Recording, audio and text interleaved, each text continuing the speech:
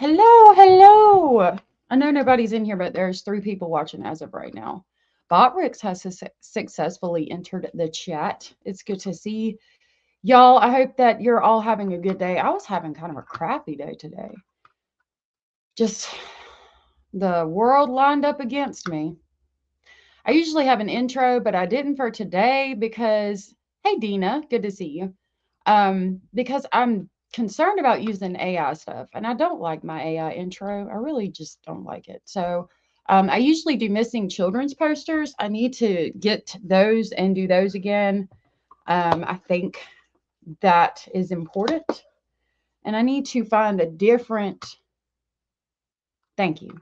A different intro song. So for to start with, we're going to go over this that I just saw on my newsfeed titled 7-Year-Olds Alleged Torturers Send Text About Sadistic Abuse, Prosecutors Say.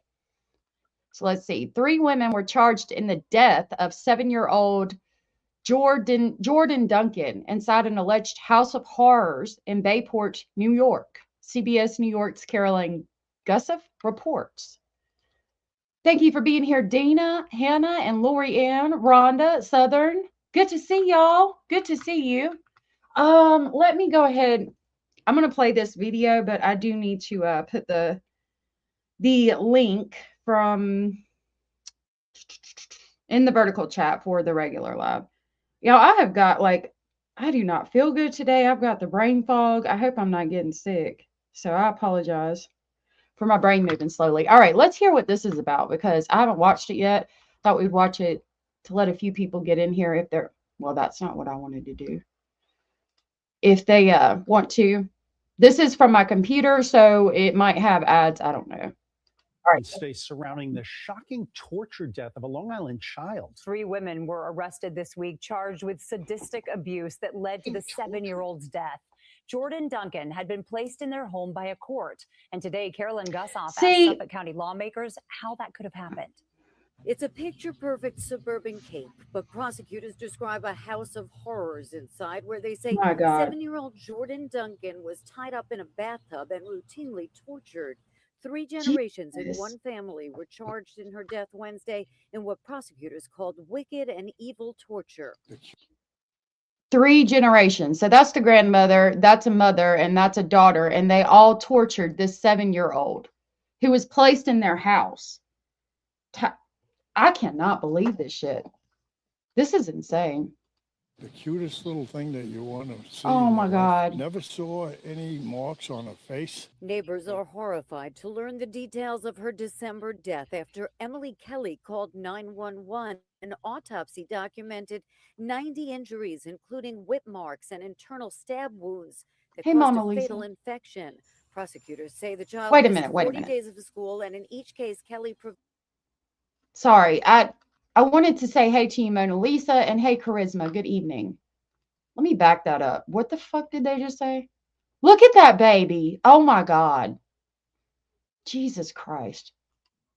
Neighbors are horrified to learn the details of her December death after Emily Kelly called 911. An autopsy documented 90 injuries, including whip marks and internal stab wounds that caused a fatal infection.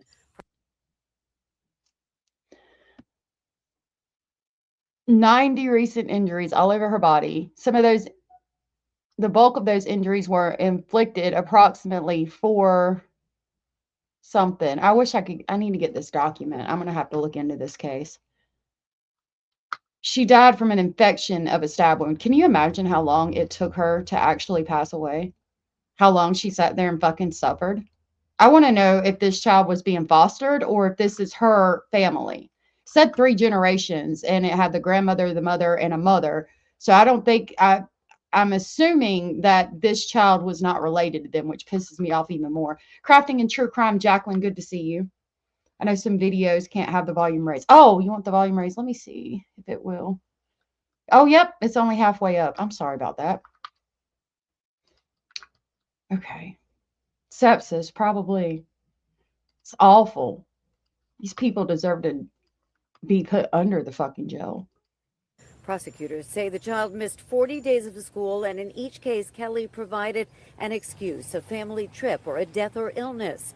Prosecutors say not only did Kelly subject this child to horrific abuse and torture, but appallingly, she documented it with videos and casual text messages between her and her daughter. You can't hit her face, you got to hit her body if you're going to hit her. That's another thing we've got to hide. Okay, so now it's reminding me of the Chandra Vander Ark case where they text everybody. She texts Timothy's brother, Paul, I do believe is his name, about what to do to Timothy, putting him in ice baths, the hot sauce. I mean, that child died alone in a fucking closet. This right here, you can't hit her face. You got to hit her body if you're going to hit her. That's another thing we got to hide.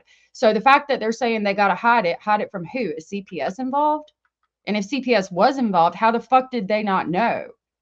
Like, and I want to know, is it 40 consecutive days? Because when we looked at this calendar, let me write down this timestamp so we can come right back to it. 122. This is just me thinking out loud.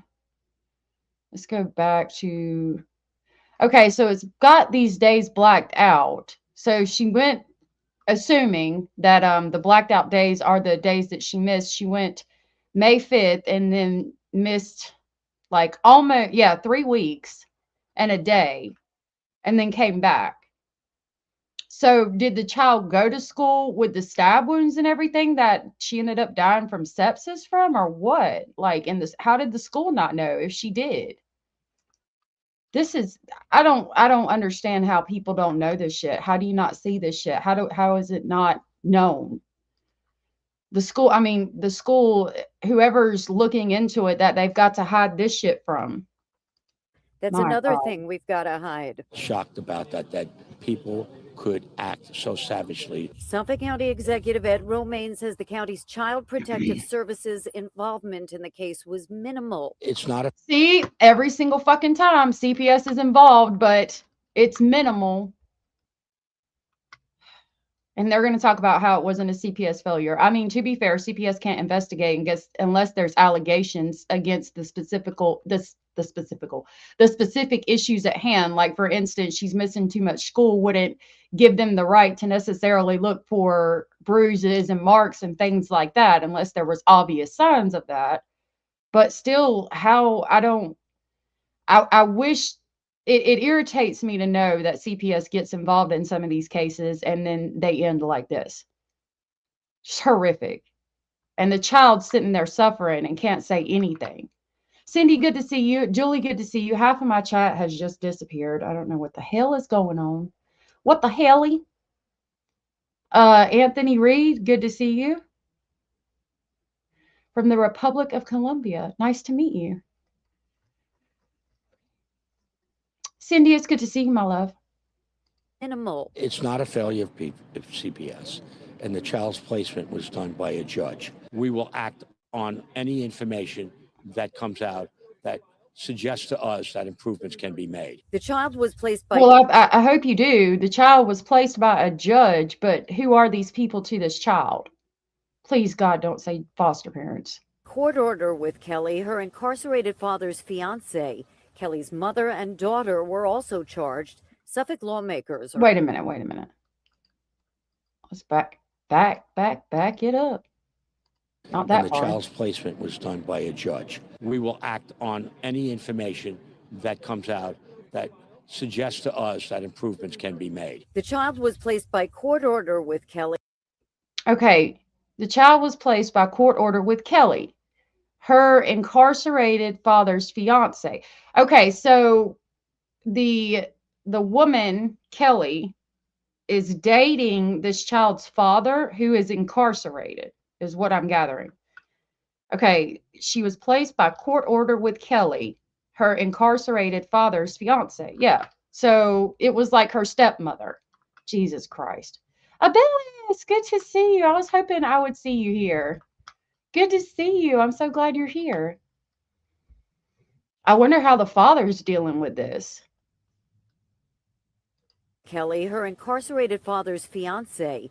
Kelly's... So that woman is the stepmother, and then this is the stepmother. So this is the child's basically step grandmother.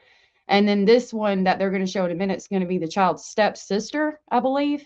Mother and daughter were also charged. Suffolk lawmakers. So not necessarily step yet, but they're fiance. So you might as well say that. Hey, Sister Karen, good to see you.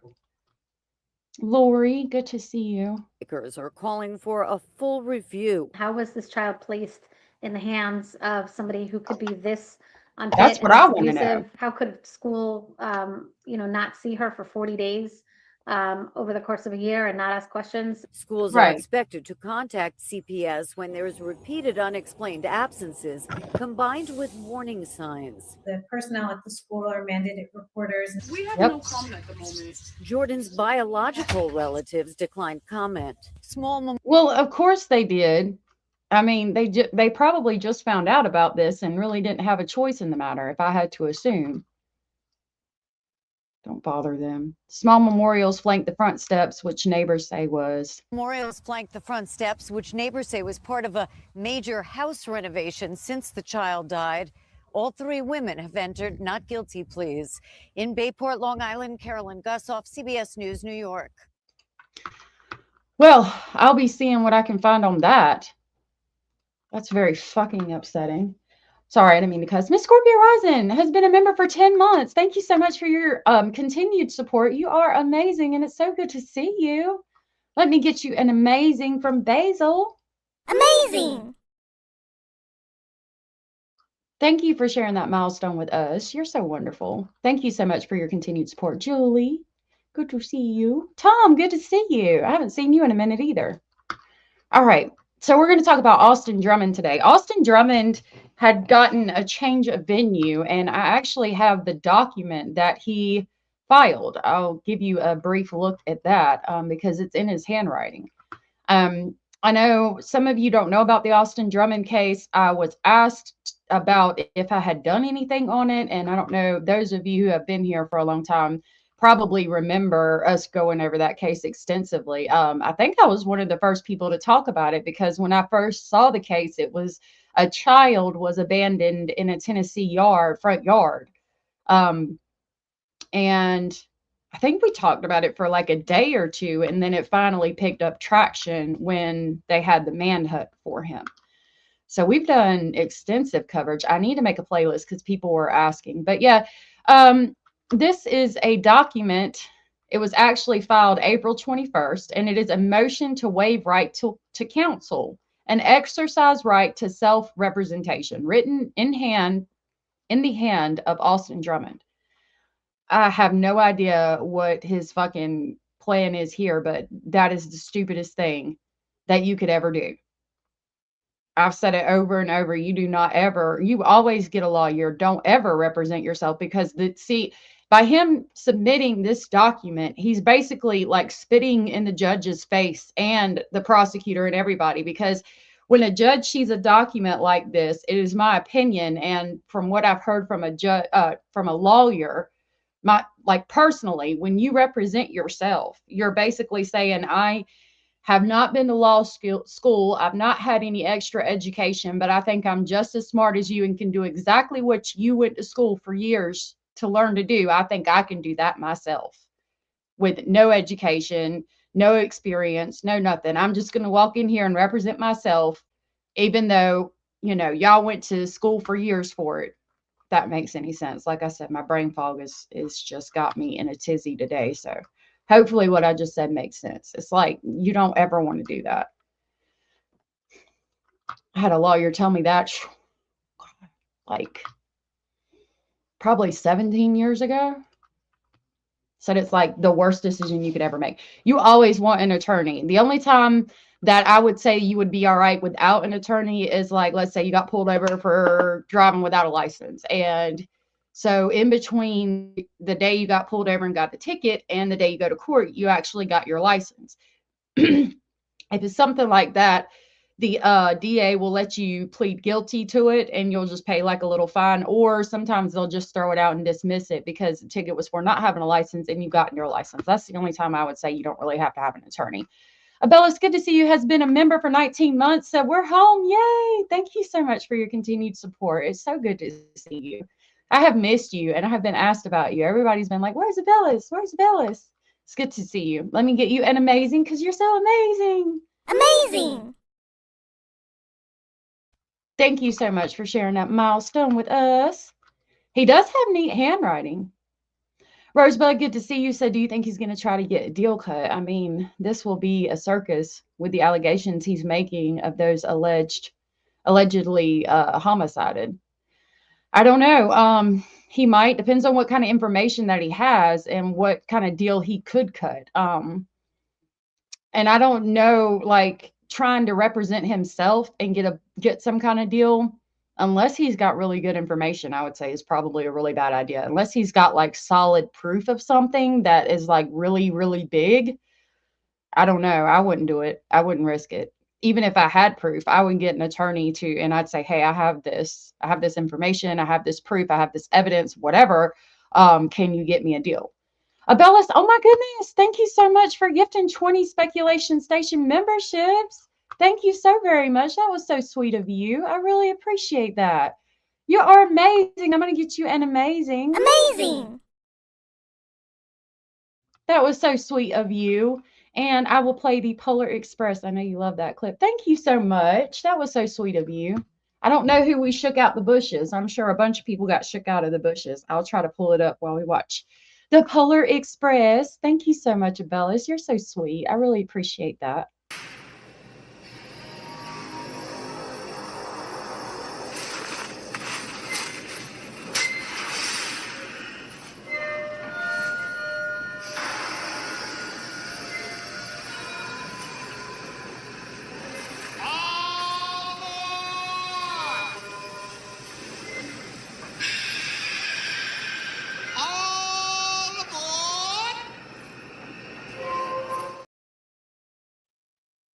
Thank you so much. I think I saw Crystal over in the vertical. Crystal, you might be in the vertical, love. I just wanted you to know, but good to see you. Yeah, there you are. Oh, I'm sorry, love. So the people who were gifted was Dina, Crafting and True Crime with Jacqueline, Nolies, Kendra, Elaine Wood, Liz, Established 86, sorry, Sissy Small Sense, Tragedy Pimps Exposed, JC, Beyond the Evidence, JC Arillo, KPMN Mom Times 2, Iced Macchiato, Dusty Pear, Sherry Thompson, Deb Vlogs, Marie Montoya, and CJ, and Babylon, and Sophie Grace. If you guys were gifted from Abellis, please make sure you tell Abellis thank you. Thank you so much, Abellis. I really appreciate that. Yay! I'm so happy. Yep, 2 of the ladies that are actually with us received a membership. Thank you so much. And welcome new members. Thank you, Sister Karen. All right, so we're going to touch on the victims real quick, and then we'll do a timeline. I don't know if we'll read the whole timeline because I know a lot of you know about this case. We might kind of skim through it. I've got quite a few things to talk to you about, and hopefully we'll get through this and maybe can touch on some of the other things that I've been sent. Crystal has been sending me a lot of stuff, and there's a case about Shaylin Harvey, who was 16, lived in Big Chimney, West Virginia, Kewanna County. She went missing May 2nd of 2026. Her stepfather, James Truman, was charged, and her body was allegedly found in his house. So I'd like to talk about that. Hopefully we can get into that tonight. So here are the victims of Austin Drummond's Tennessee quadruple homicide. Their names were Matthew Wilson, Adriana Williams, Courtney Rose, and Braden Williams. They were all relatives of the 7-month-old infant. Okay, so the 7-month-old infant, the baby you see in this picture, let me pull this up. Yeah, okay. I can't zoom in. Okay, so this is the baby that was found in the yard in Tennessee. The temperature was hot. The baby was dropped off. I think it was construction workers or neighbors walking that saw the baby. Pretty much immediately, the baby was saved. This is her father, Matthew Wilson. He was 21 years old. He was homicided. This is the baby's mother, Adriana Williams, who was 20. She was homicided. This is the grandmother, the mother of Courtney Williams. Her name is Courtney Rose. I'm sorry. The mother of Adriana Williams. name is Courtney Rose. She was 38. And then we have in the bottom left-hand corner, Braden Williams, who was only 15 years old. Austin claimed at the time that he would have never hurt the baby. He claims that he drove Adriana to the hospital to give birth to the baby. So, very, very sad case. He claims that I can't remember if it was, he said it was an accident or he came up on, I think he's claiming that he came up on the homicide and it had already happened. Now, I don't know what's true or not. It has to do a lot with allegedly snitching, being an informant, working for the FBI because of the things that were going on in the jail. So we're going to go through the timeline when we get to some of these important things. His Facebook's still up. We will touch on that and all of the things that he had in there that he's not supposed to have. There is an article that we're going to talk about too with one of the people who worked with him. And there's a lot of documents on this website that you guys might be interested in. Hey, Boodlebug Mustang, good to see you. Hope Austin is enjoying his green bologna sandwiches. Yeah, I hope so too. Hopefully it's not like Durham County. I swear to God, them things were like neon green and neon blue. It was like they shined in the light. You take the bread off and you go like this, and they would shine in the light. And that cheese was like cardboard. It would not melt. I was like, I think they got in trouble for the shit that they fed the inmates. It was just like not good. And you look outside the window, the jail cell, and people would be out there protesting about how people were being treated in there. Miss King of Anything, good to see you. Queen K, good to see you. So sad. They should have given her to a loving home. Just heartbroken. Yeah, I think she did end up going with, she is with family from her mother's side or her father's side. No, yeah, okay. So the baby is with Matthew's grandparents, if I remember correctly. So the baby is okay. He took the baby out of the car when he committed the homicide of the mother, the father, the grandmother, and the uncle, allegedly. All right, so this is the, okay, hold on, let me tell you about this. This website is called crimetimelines.com, and you can find a lot of cases on here. They also have, no, my headphones are dying because they weren't plugged in. So we're going to kind of talk about this. Austin Drummond, yes. See, this website's amazing. Austin Drummond was dating Courtney's sister, which Courtney is the grandmother. So might help if you have the microphone. So Austin was dating the grandmother's sister. Okay. So this is Courtney. And then there's Courtney's sister. We'll see pictures of her in a minute. Courtney is Braden and Adriana's mom. Adriana's dating Matthew. And then this is the baby that's abandoned. But anyway, on this site, like here, all of these are documents for this case. You can find pretty much everything. And you can see how long and extensive this timeline is. That's why I'm saying I don't know if we'll cover it all today, because I know a lot of you already know about this case. So basic timeline states, on July 29th, authorities began investigating after someone abandoned an infant in a car seat outside of a stranger's home near Old Highway 20 in the Tigeret area.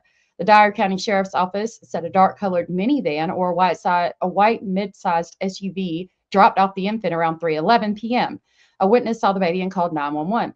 Emergency crews responded and evaluated the baby, who appeared to be safe, officials said. The infant was later identified. When referring to the incident days later, authorities said, quote, they, unquote, dropped off the child, seeming to imply that another person may have been with Drummond while the child was abandoned. Wanted to make sure I wasn't muted. Rosebud, yes, Dina, this happened last year, 2025. Let me grab the actual date. Yeah, it says it on there. Tuesday, July 29th, 2025. Sorry. If he survives incarceration until trial, heads are going to roll. I believe he knows things Tennessee detention centers don't want the public to know. I do too. And we're going to talk about that. This could get really serious, putting Tennessee on the map. Yeah. especially when you talk about the shit that was going on at that prison. And we're going to get there. Okay. Da-da-da-da. Okay. Officials called leaving the infant in the yard a, quote, sign of compassion, unquote, and said that, quote, they, unquote, brought attention to the child before fleeing. Authorities appealed to that, quote, compassion, unquote, hoping to convince Drummond to turn himself in. So, if I remember correctly, when they dropped the infant off in the front yard, they like whistled or yelled, "Hey!" and like pointed at the baby. They went like this and pointed at the baby, and then they took off, making sure that the baby was pretty much seen immediately and wasn't left out there in the heat to die. Authorities later determined the abandoned baby was connected to a crime scene in Lake County, where 4 people were found deceased. Court records for the alleged accomplice of Drummond later revealed that all 4 were found to have gunshot wounds. A district attorney later confirmed the identities of the 4 people found dead. All were family members of the baby who was discovered abandoned in a car seat in a random person's front yard. District Attorney Danny Goodman Jr., who serves both Dyer County and Lake County, said those 4 people were the child's parents, 20-year-old Adriana Williams and 21-year-old Matthew Wilson, the baby's maternal grandmother, 38-year-old Courtney Rose, and the child's maternal uncle, 15-year-old Braden Williams. An in-law of the family later posted on social media saying that Drummond previously dated Rose's sister. Now, you can go back on my page and see the timeline from this time period, because we covered this case, I know, for like a week. There's like at least a week worth of live streams that we did on this case. So because I had started covering it from the time that we found out a baby was abandoned in a front yard. And so you can see how everything happened, how we found out that he might be related to the grandmother, or that he was dating somebody related to the grandmother, and how we, like, the little bits of information that dribbled out or whatever, like how we found out in real time. If you go back far enough, like I said, I need to make a playlist of it. Okay, so the timeline: Tuesday, July 29th, 2025. At 6:10 a.m., James Williams last had contact with his mother. Remember, James Williams is the father. He's also known as Matthew. No. I'm wrong. Why am I wrong? I thought Matthew's first name is something different, but Matthew's last name is Wilson. So let me hush. 6:10 a.m., James Williams last had contact with his mother. 3:10 p.m., a 7-month-old infant is found abandoned in a car seat in the front yard of the Tigard area of Dyer County, prompting a call to deputies. Gracious in the morning. A minute later, 3:11 p.m., the Dyer County Sheriff's Office received a call concerning an incident on Highway 20 near the Tigard area. At 5:10 p.m., investigators have identified the child, and they would like to speak with Courtney Rose, Matthew Wilson, and Adriana Williams. If you have any information as to their whereabouts, please contact Dyer County Sheriff's Office. So at this point in time, they identified the baby and were looking for the grandmother, the father, and the mother, not knowing that they were already deceased. But they had gotten a call about an incident on Old Highway 20. This Old Highway 20, amazingly, is like right by the prison. It's right by the prison that Austin Drummond was in, and it's going to go back to a gang and the shit that they were doing. They were flying drones over the yard and dropping drugs and all kinds of shit. Where the bodies were found is like right there, right where they would go to fly the drone over the fence into the prison yard and drop stuff at night. Oh my goodness, Abellis, thank you for gifting 10 more memberships. That's a total of 30 memberships. Goodness gracious. I know I got something. I don't know. I don't think I have anything positive. What can I play to make you guys laugh? Oh my goodness. Thank you so much. I really appreciate that. I really, really appreciate that. I don't have anything funny. I got to get some funny. Okay. So let me give you an amazing from Basil. Amazing. And I'll grab the crazy train this time. Thank you so much. I really appreciate that. That was so very sweet and supportive of you.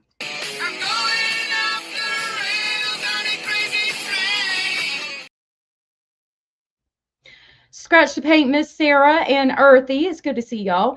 Those memberships went to Scratch the Paint, Rhonda, Dale Gray Webb, Princess Pillow, Susan Nelson, JJ, Steph, Stony Stone, Gretlandrew, and Honey Badger. Oh, Honey Badger. Gracious. If you guys were gifted from Abellis and you are aware you're gifted, please tell Abellis thank you because she's freaking amazing. Amazing. Thank you so much, Abellis. That was so very sweet of you. Cindy said, congratulations, all new gifted members. Please thank Abellis for her kindness. Yes, thank you. Thank you so much for saying that, Miss Sandy. Gold Girl, good to see you. Oh, yeah, of course. I know some of you had asked me about it, so I wanted to talk about it.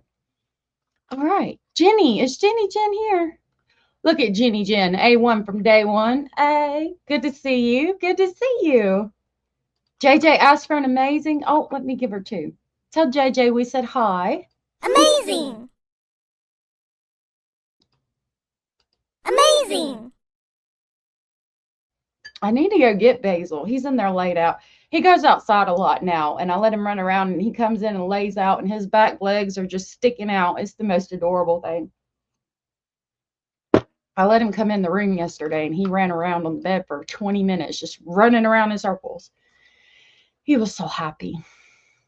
Rosebud, unalive. Oh, I forget. How did anybody come across the unalive bodies? You called that in. Good question.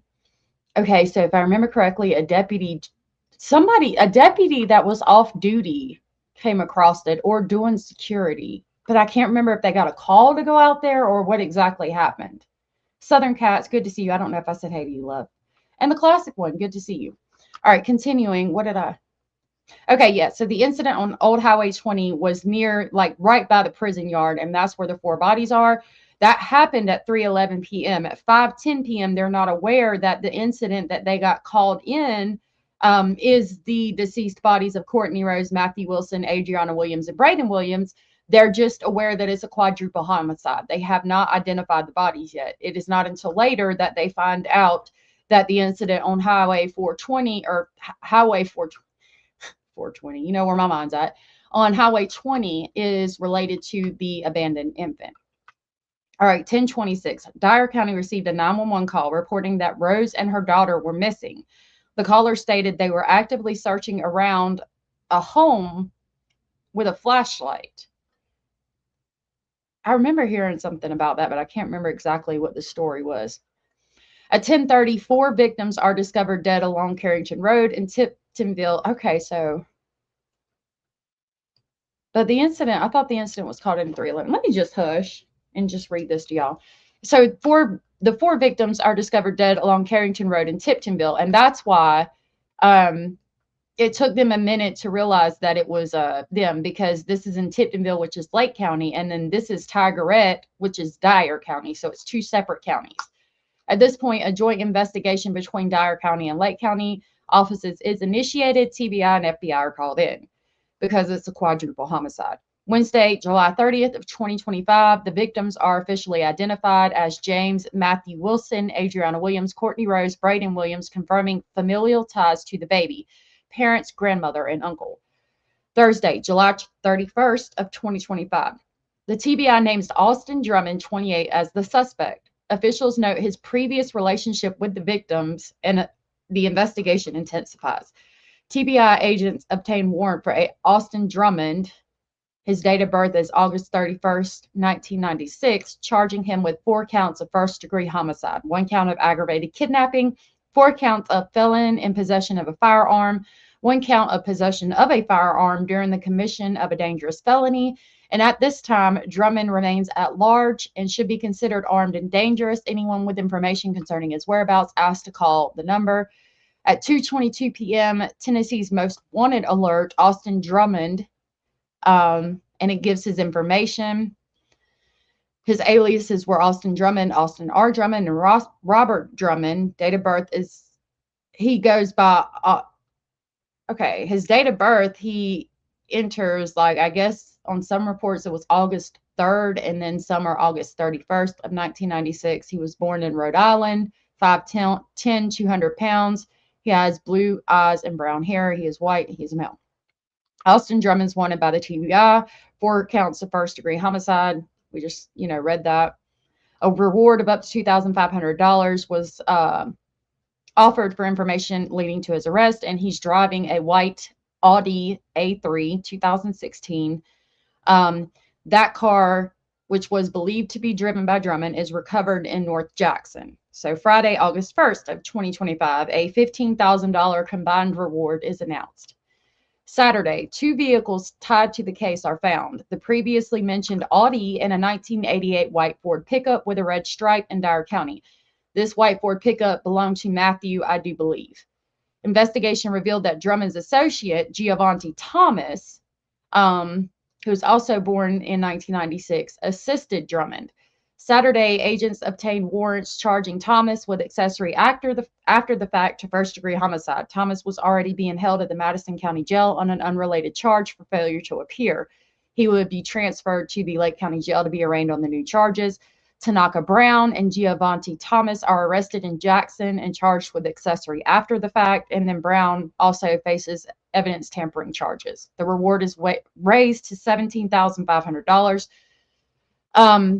Sunday, August 3rd of 2025 at 11:20 p.m., a confirmed sighting of Drummond is captured on a residence surveillance camera in the 700 block of Pitkin Road in Jackson. I have that video. We're going to look at it. He's seen wearing full camouflage, carrying a brown backpack, and armed with a black rifle. Law enforcement requests video from nearby areas: Pitkin Road, Pleasant Plains Road, Oil Well Road, and Country Club Lane.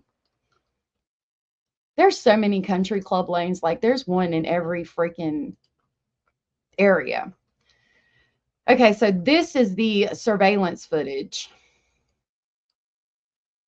Stop playing with my emotions. I'll do it this way then. You want to be difficult.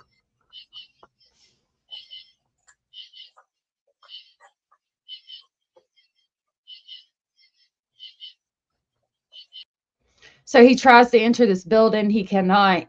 There's the brown book bag, full camouflage, and the big ass rifle that he is carrying. Oh, I was like, you can't see it. Edith, good to see you. Abraham, good to see you. Oh my gosh. Sorry if y'all heard that. My neck was hurting. Abraham, I didn't know you were a mod for, I think somebody said you were a mod for Down the Rabbit Hole. And I was in a chat with Chico, and she was like, Abraham is your mod, or talking to somebody. Abraham's allegedly his mod. I can't believe that. I was like, yes, Abraham's freaking awesome. Doing a good job out there. Doing good work. Yeah. It really is stupid. Like, with all the shit that he did. What's going on with Edith?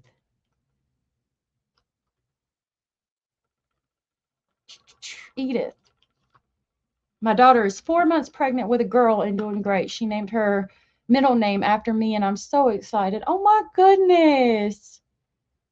That's so awesome. I'm super excited for you. What a blessing. Is that going to be your first grandbaby? I'm going to get you an amazing. That's so amazing. I'm so happy for you. Congratulations, Edith. Amazing.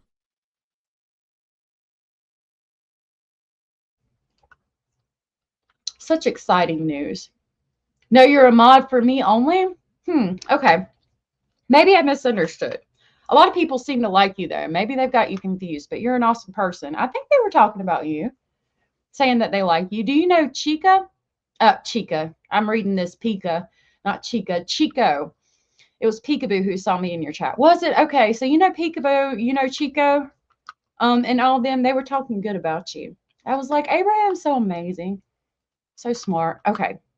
So again, this is the footage of Austin. This is from August 3rd, 2025.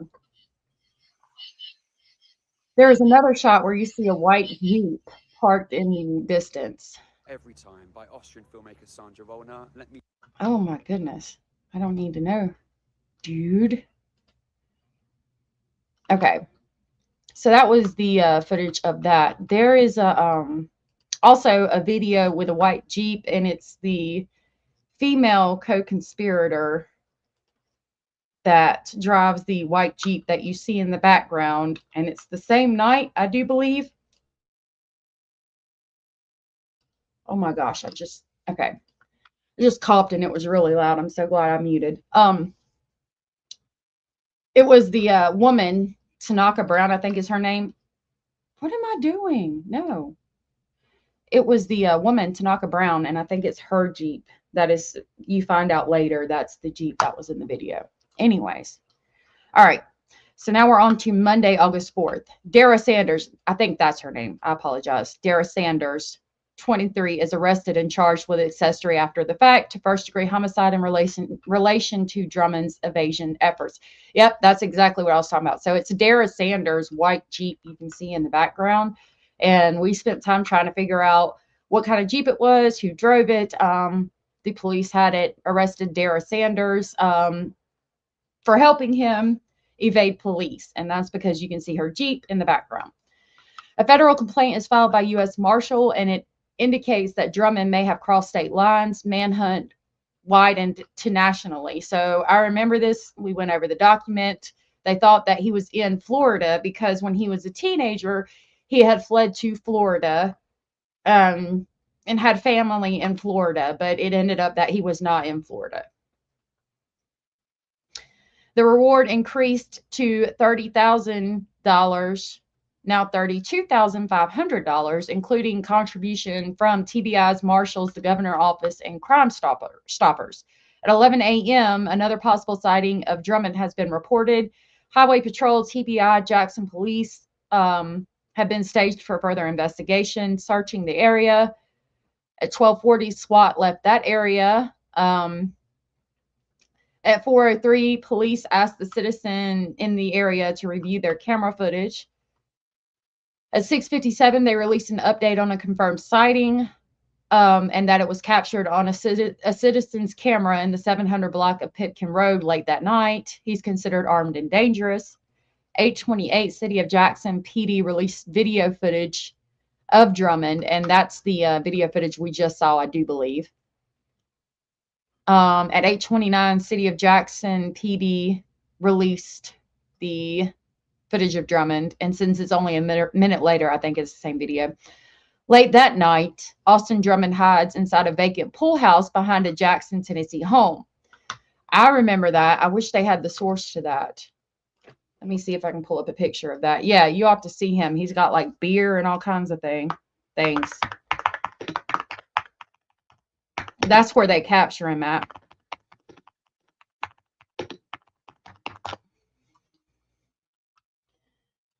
So Austin Drummond was hiding in a pool house during his time on the run. He spent part of that time in a vacant pool house outside of a Jackson home before being captured by authorities. Yes, here we go. This is that. As I came up to the pool house, I sensed something was off, and that's when I encountered the suspect. New tonight, a story you'll see. It's inside of there that he hides out. Only on Fox 13. We hear from the man who found an accused mass murderer in his hiding place. Hey, Peekaboo. Good to see you. I hope you're having a good day. Take you inside. Thank you for being with us. Oh my God, you can tell he was tired of running. And I'm Darcy Thomas. Austin Drummond is due in court tomorrow morning to face 4 counts of murder and other charges. But tonight, Fox 13 takes you exclusively inside of the pool house where the accused killer hid during this. Look, I would live in there. I would pay rent to stay there, like a cheap amount, you know. I mean, you know, I'm in your extra little pool house, but that's a nice looking little area. Yeah, it is definitely luxury. Week-long search. Fox 13's Martin Staunton is live in Jackson, Tennessee again tonight. Martin, you talk. I'm going to jump back for a second. So you see this door open right here? That area in there is where he's hiding, and he had beer and all kinds of shit in there.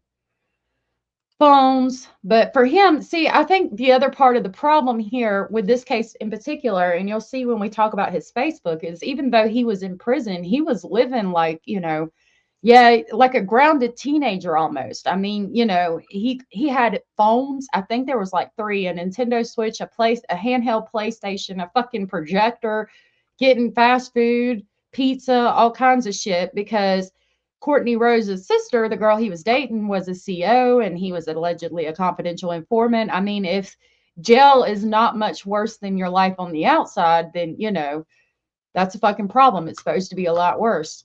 I think he's really suffering this time. I hope. Daryl, that man tells Fox 13 that he was just following his morning routine when he went to the pool house. It's located on a 9-acre estate on this road in an upscale neighborhood in Jackson. Oh my goodness. And that man says that's when he found himself face to face with Austin Drummond. Came out from the inside of the pool house where he. Abraham, happy birthday. I know it's a little bit late, and I didn't catch you on Tuesday, but that's amazing. I hope your day was as special as you are. I really do. And happy belated birthday. I really hope that you had the best day ever. You really deserve it because you're an awesome person. He had apparently been hiding out and had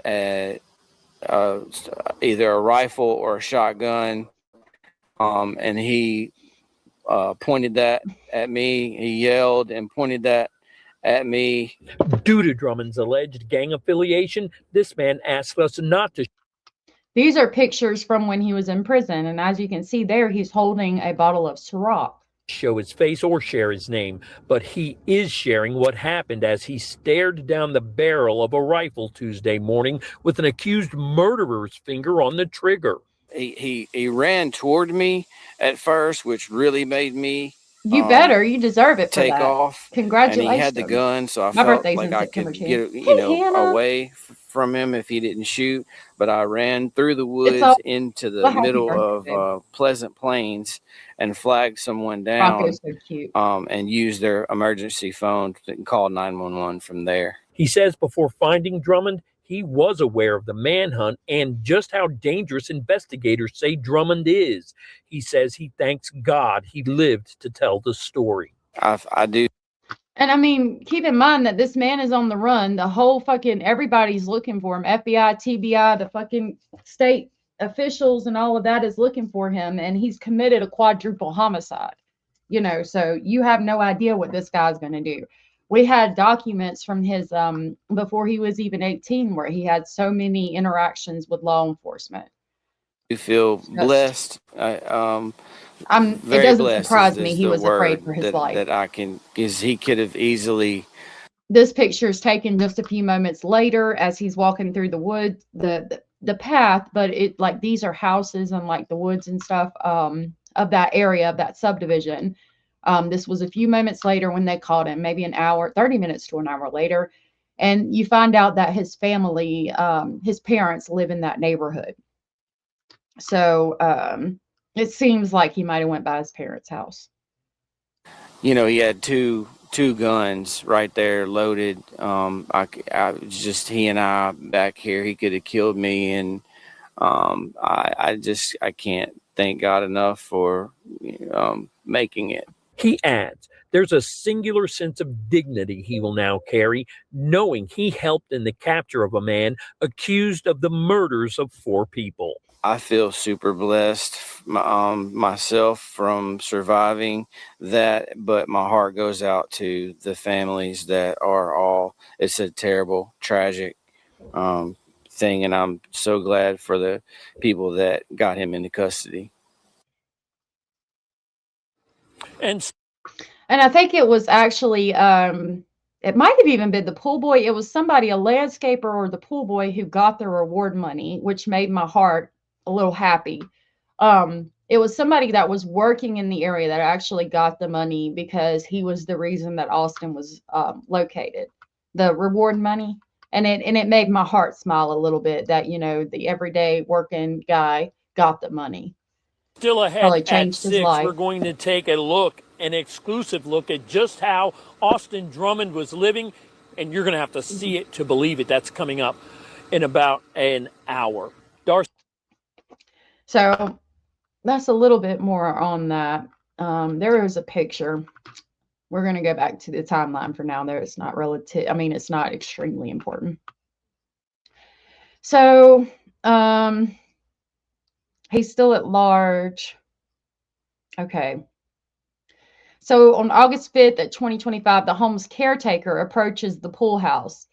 As I came up to the pool house, I sent something off. That's when I encountered him. He came from the inside of the pool house where he had apparently been hiding, and he had either a rifle or shotgun pointed at me and yelled.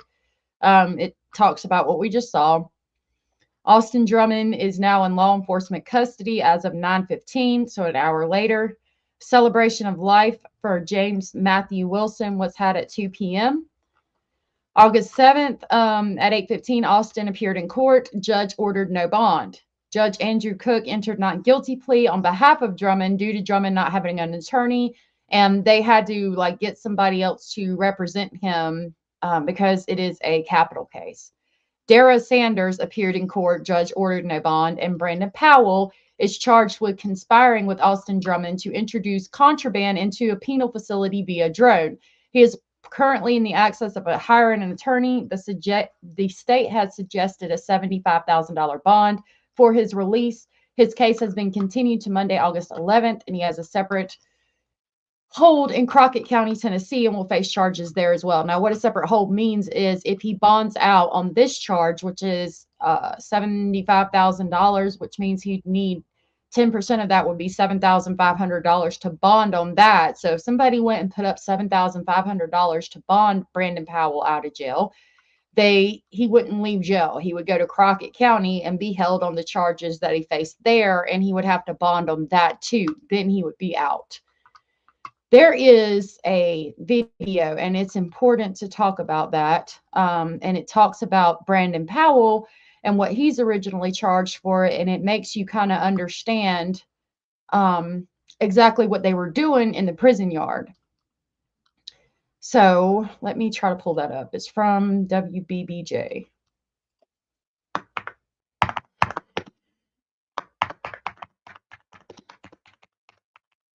I think that's how I kept pulling it up.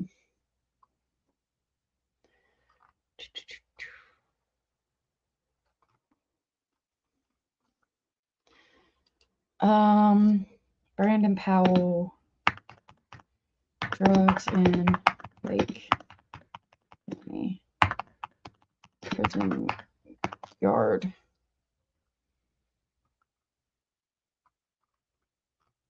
I got a video, but I'm not pulling it up.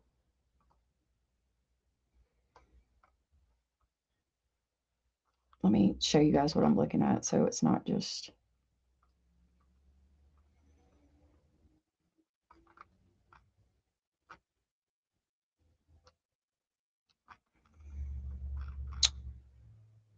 All right, let's go to the WBBJ website.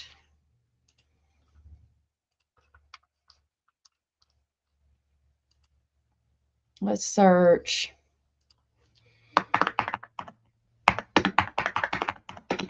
drone prison yard.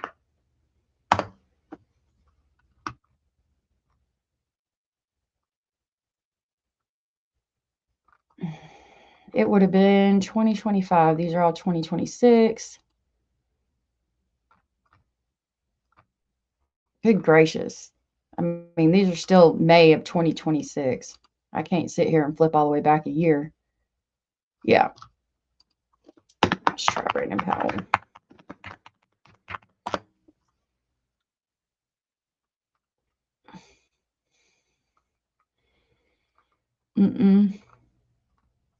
All right, I don't know where it's at. We spent enough time looking for it. It's on those live streams that I went over because we talked about that at length. So what they were doing, I can tell you because we talked about it so much. Brandon Powell gets busted in a car driving. The police pull him over. He's got a backpack. He's got drugs in the car. I think it was like they found a pound of weed, some pills, a bunch of PlayStation 4, like a couple of PlayStation 4 handheld devices, some Nintendo Switches, and a bunch of cash. And they find these drones. And the drones have lights, but they have electrical tape over the lights. And they're like, what the fuck? And so they find out that Brandon Powell and this person that was in the car with him that ran when the police pulled them over were using these drones to fly across the prison yard at night and they would drop weed or pills or the fucking Nintendo or whatever in the prison yard at night. And then when the people in prison came out on the yard in the morning, they would go and pick up whatever had been dropped at night by the drone. This is important because it's one part of this gang. I don't think it was Latin Kings. It might have been Latin Kings, but it's Kings, something Kings. It's part of that and that group. And it's also, just lost my train of thought. I told y'all, brain fog.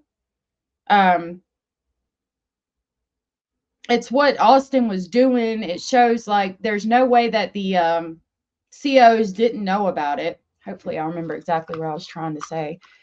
And we can talk about that and how long it might have been going on. So to do that, let's go to Facebook real quick.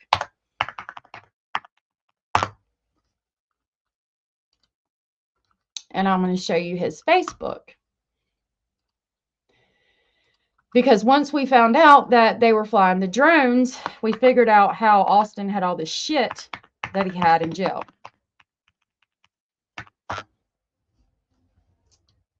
We need people. Okay, so this is Austin Drummond's profile, okay? This is Courtney Rose's sister. She was also a correctional officer at the prison that Austin was incarcerated at. This is right after he gets out of prison, or not long afterwards. They go and do things for Christmas. They go to a game. They're staying in a hotel. It looks like Nashville, possibly, or Gatlin, Tennessee. It's what we just saw on the side. And allegedly, she was pregnant at the time with his son. Now, he does ask at court too. Oh, Jesus. You can't see anything, can you? I don't know why I didn't pull it up.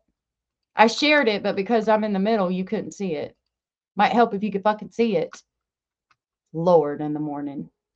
Can't fix stupid, and that's what I'm being right now. All right, so these, I'll show you his sister again. This is a video, or the grandmother's sister that he's dating. She was allegedly pregnant. When they go to court, he asked for his attorney to ask if he can talk to her because she's pregnant and that's his baby mama. This is the Gatlin, Tennessee. This is after he got out of prison. This is Speed, Caitlin Speed. Caitlin Speed is the sister of Courtney Rose. Courtney Rose is the grandmother of the infant. Courtney Rose died, as did her daughter, Adriana Williams, Matthew Wilson, the baby's father, and Braden Williams, the baby's baby's uncle.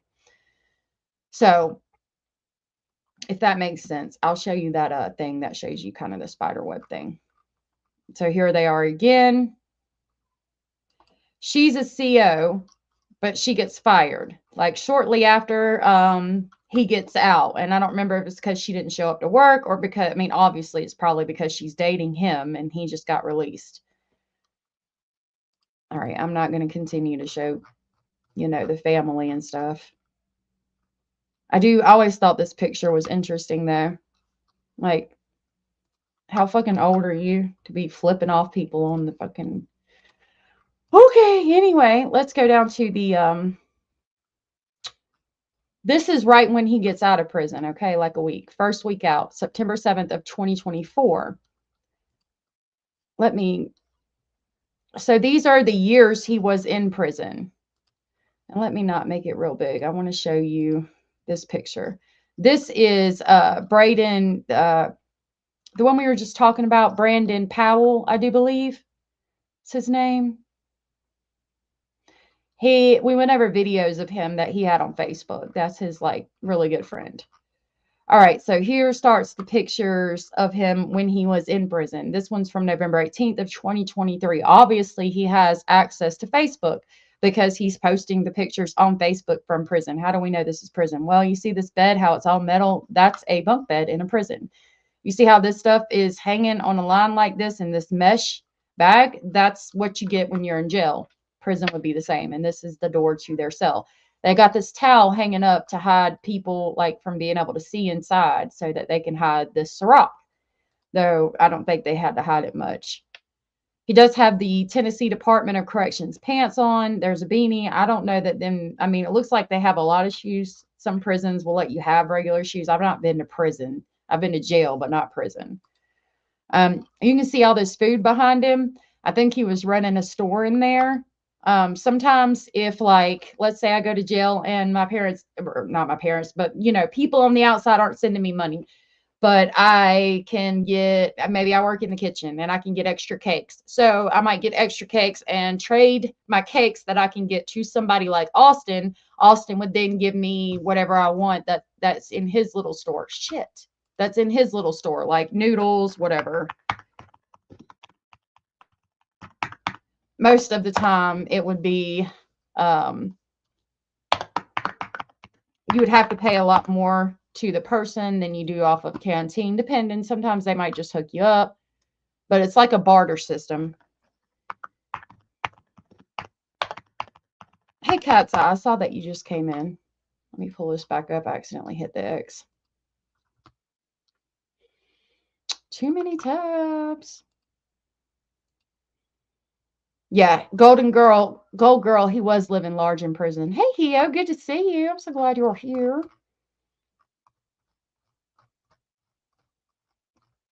All right. This is a video that he made and uploaded while in prison, showing that he has a Nintendo Switch and he's playing Grand Theft Auto on the prison TV.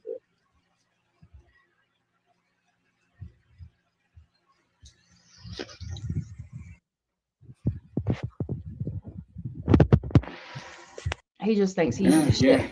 There's another video from in prison. Fine. You gotta learn how to relax, my man.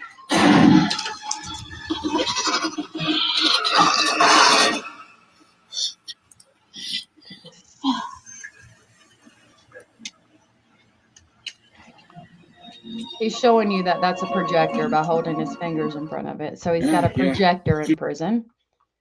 Here in this picture, you can see there's a cell phone there. I think that's the PlayStation 4 game, and they would talk to each other through a game. This is the Roku remote. So he's got a fucking Roku. There's the Roku box and watching TV. I don't know if Roku's is something they're allowed to have in there. This is a clear TV. So I don't know. I guess they get clear. I know you can buy like clear TVs and clear radios on Canteen from what I've heard, but I don't know about the Roku and stuff. I don't know how all that works. This right here looks like a fucking ashtray made out of a can. Like, that's extremely dangerous. If a CO walked in and saw that, you could easily make some kind of weapon out of a tin can that would cut the fuck out of somebody. And he's got a case of Pepsis here. So he's getting canned Pepsi somehow. That's not, you don't do that. Look at him trying to look cute for all the ladies out there. He's got headphones in his ear, the earbuds. I don't know. I know they offer earbuds on Canteen, but I think they're wired. I don't think they're Bluetooth. I mean, but I don't know. See, he's got wired ones too. So if I had to guess, I would say that the Bluetooth ones are probably ones that he somehow snuck in there. All right. Forrest Nelson, are you here? Forrest Nelson is here. Good to see you. Thank you for being here. Oh, cheers to you, Abraham. I hope you enjoyed that glass of whiskey. Here he is again doing work for the prison. I mean, but, you know, you can tell that he just had way too much shit. Here he appears to be in an area where there's a refrigerator, but I think this is like where the staff goes, like the break room. And there's a cart. I don't think that's the regular area where they make the, like, where they make the food for the facility, because like for the prisoners, because the refrigerator would be like probably a walk-in refrigerator. It would be a much larger area. That to me looks like a break room for the COs. And he would be able to have access to that if he's dating the CO, which was Caitlin Speed. More pictures of him trying to look cute on Facebook. See, there's his 2 fucking phones. I got 2 phones, one for the plug. I don't know that song. I've heard it like 2 times. He wants you to know he has 2 phones. See, there he get 2 phones because I'm the shit. just not living life like a normal prisoner would. Here he's got pizza, Hunt's Brothers Pizza. Now, when we did the see, you're not supposed to be able to get that. This in the tray, when we talk about Stephen Stearns and the Fresh Fit meals or whatever, this could be that. So sometimes, like, they offer these meals once a week and they're like $25 or $30 a plate, and you get a plate like that and it's got, like, you know, fried chicken, fries, shit. You order it, it comes, you know, but they're expensive as fuck. And this one's got baked chicken. It's probably from a gas station though, if I had to guess. Shit looks good, and like, you make a lot of fucking money on shit like that in there. Now this is a gel pizza, I do believe, because that's the summer sausage they cut up. It looks like it's got some chicken on a tortilla, so that might be, you know, cooking in the gel food off of the canteen, but still. And here he's showing off his store, all the shit he's got stacked up to eat.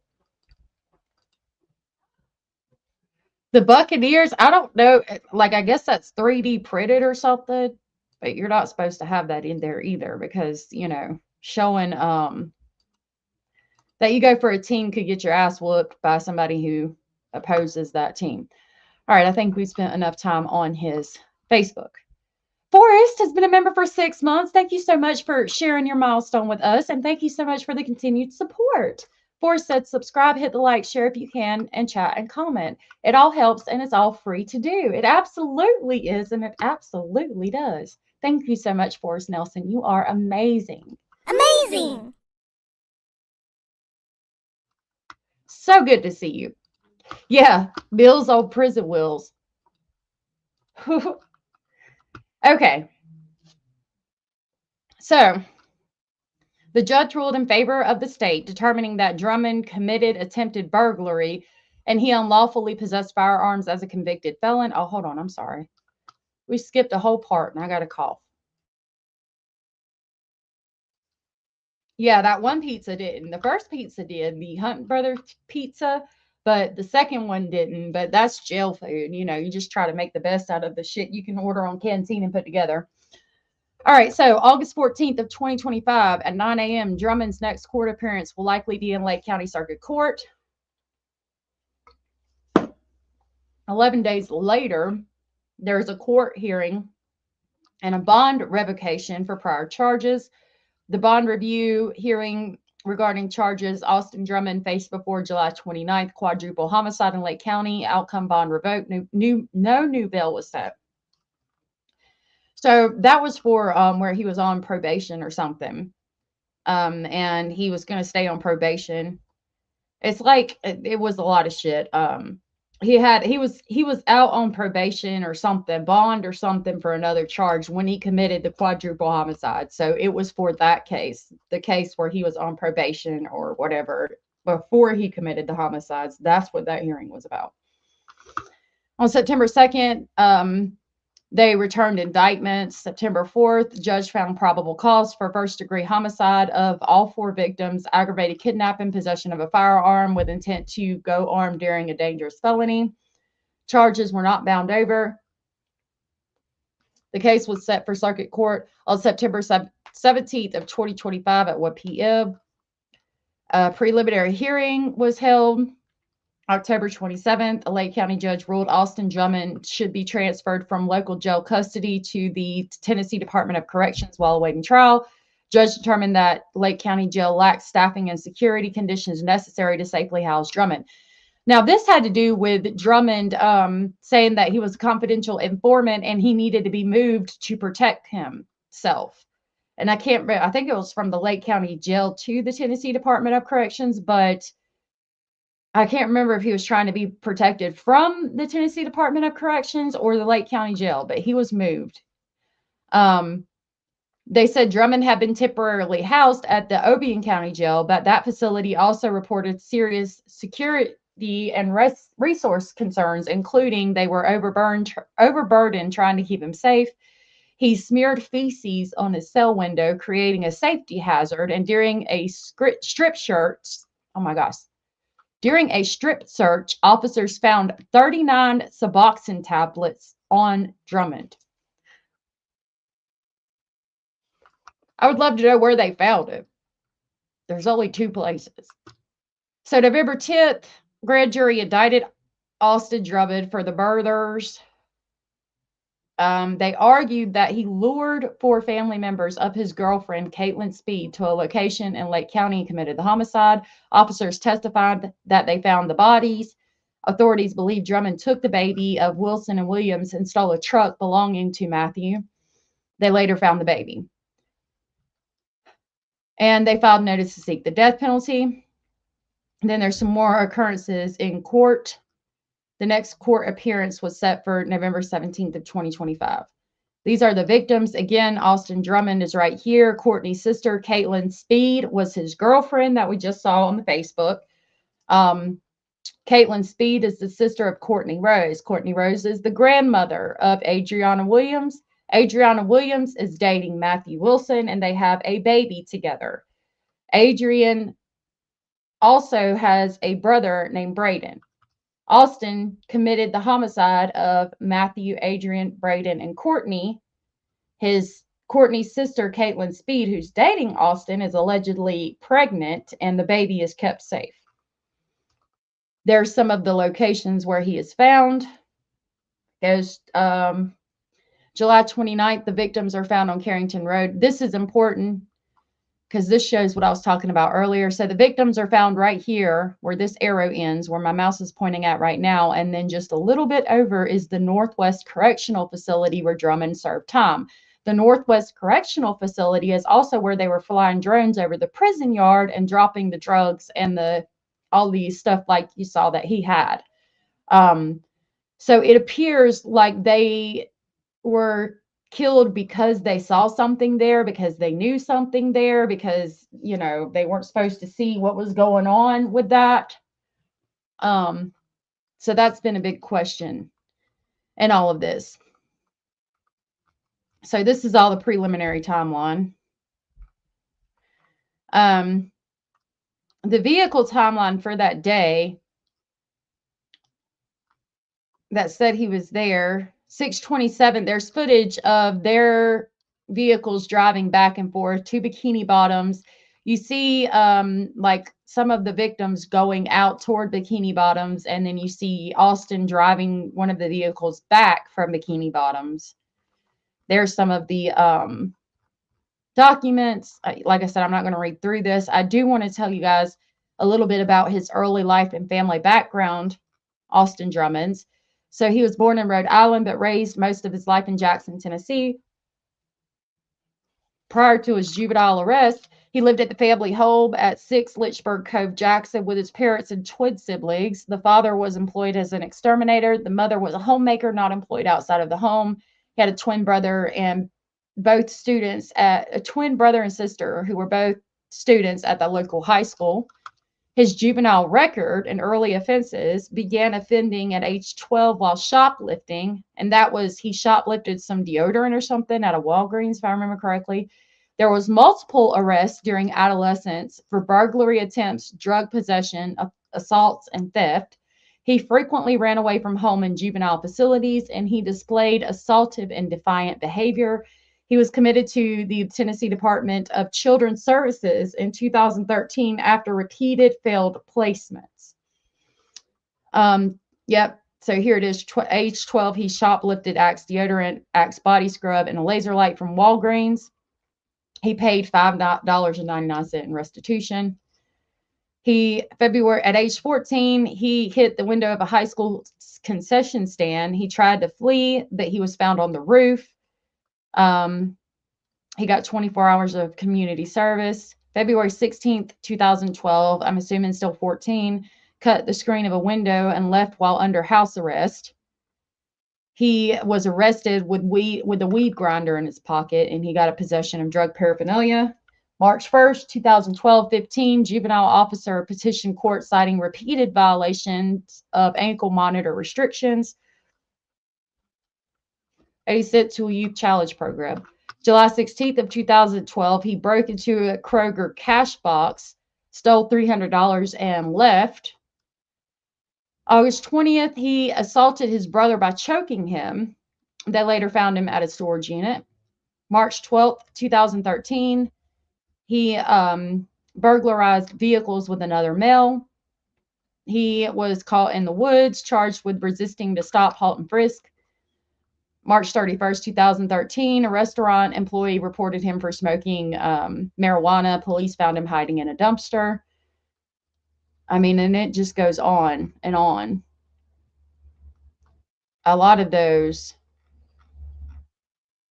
I mean, you can just see it starts in 2009 and then ends in 2025 with a quadruple homicide. All right, so let's go to now. Yeah, Axe body spray and fucking body scrub. And I'm sure if he'd have asked, his parents would have bought him, but, you know, for some people, it's the thrill. Okay. So we will go ahead and read over his handwriting, his handwritten letter to the judge, asking to represent himself. I don't think that they have made a judgment on this yet. It's just been entered. I don't think they've said anything as far as what's going to happen. All right. Tom said that explains it. He needed deodorant because he hides in dumpsters. Hey, you know what? Yeah.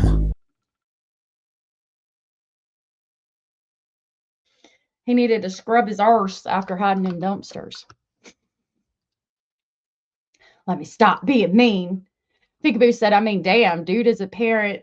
Dude, it's a parent. You're not good at hiding from police, so just stop doing crap that's illegal. I'm just saying. I mean, you know, I thought right away a weed whacker. I love watching shoplifting videos. People are so dumb and hilarious. It is funny to see some of that shit. It's like, really? You really just thought that I didn't see that? Come on now. All right, this document reads, in the circuit court of Lake County for the 29th Judicial District at Tiptonville. So he wrote it out like an actual court document, which is interesting. The state of Tennessee is the plaintiff versus Austin Drummond as the defendant. Docket number 25 CR 11185.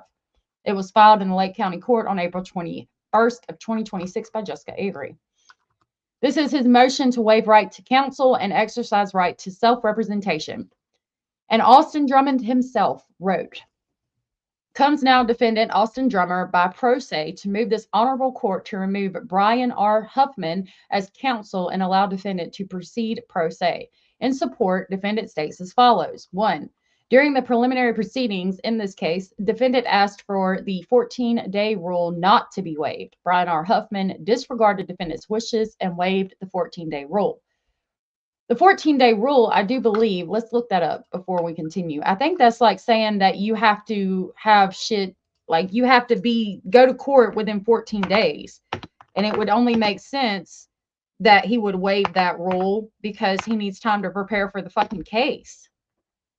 14-day rule, Tennessee.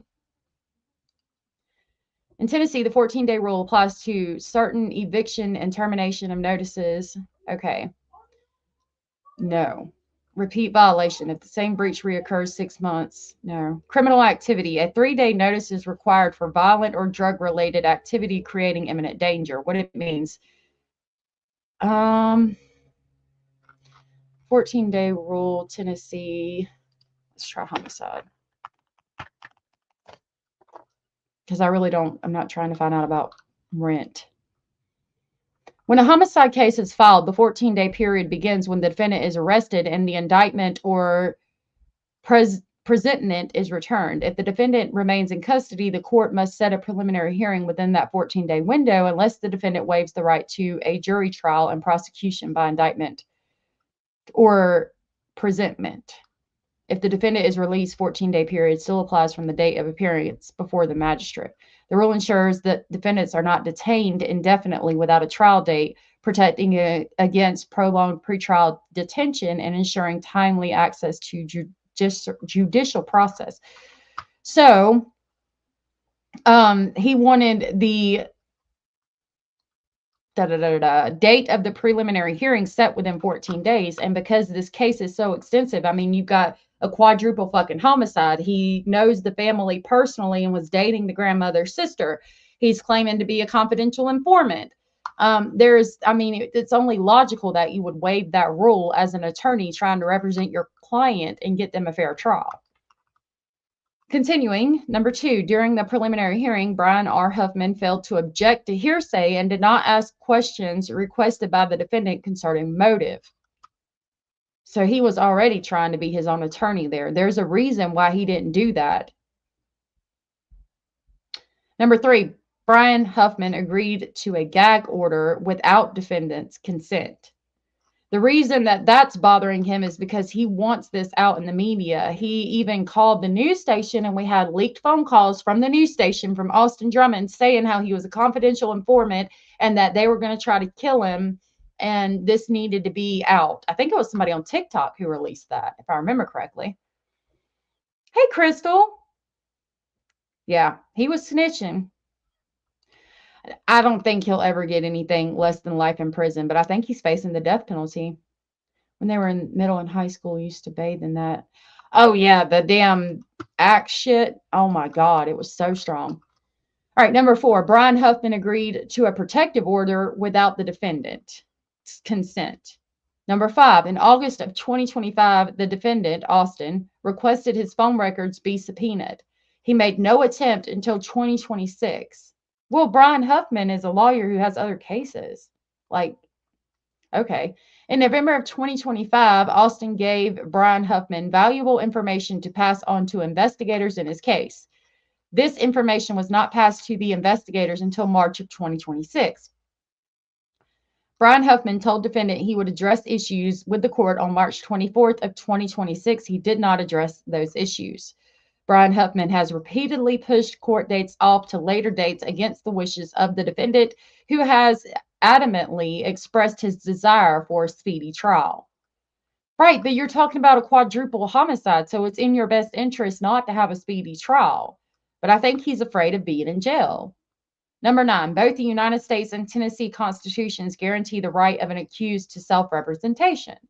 10, defendant is making this waiver knowingly, voluntarily, and intelligently.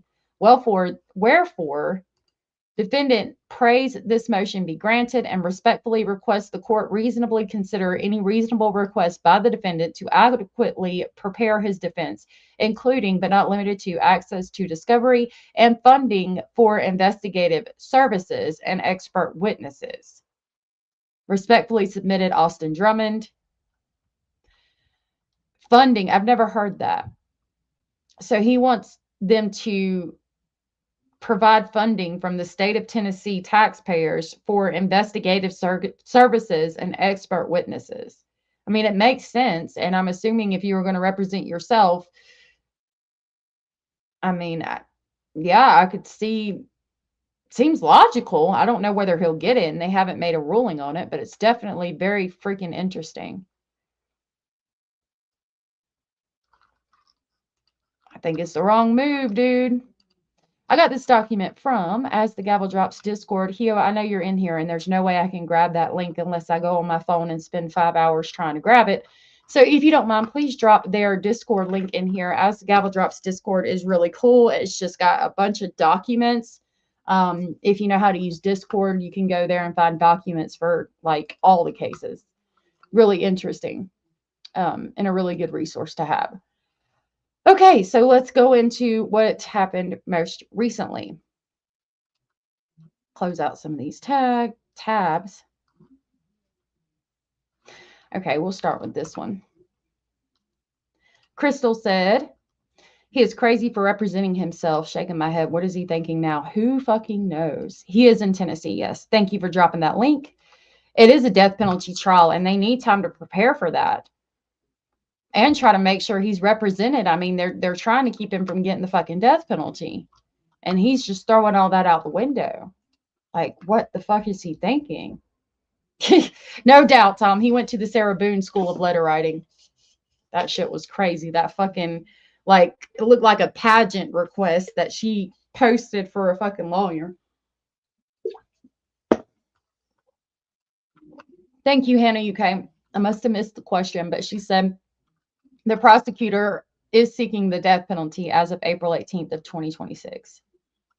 It is crazy, isn't it, Gold Girl? All right, so this video is from 7 days ago. Open your eyes, I hate you, mother. Okay, that looks to me like Matthew Wilson's father, the man that has the baby. Custody of the baby right now. I'm going to slow that down so we can hear it a little bit better. That is the family of the victim speaking to Austin. Open your eyes, I hate you, mother.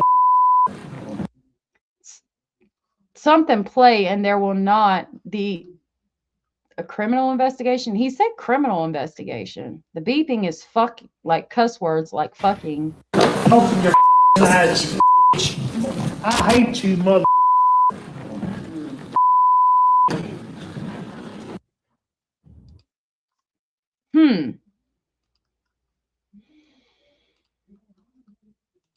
I mean, you know, it is fucking quadruple homicide. Those people didn't deserve to die, no matter what. That's a lot of pain that man's dealing with. I personally think he had every right to do that. And he walked away willingly with the police and was escorted out. So, you know, he was still respectful.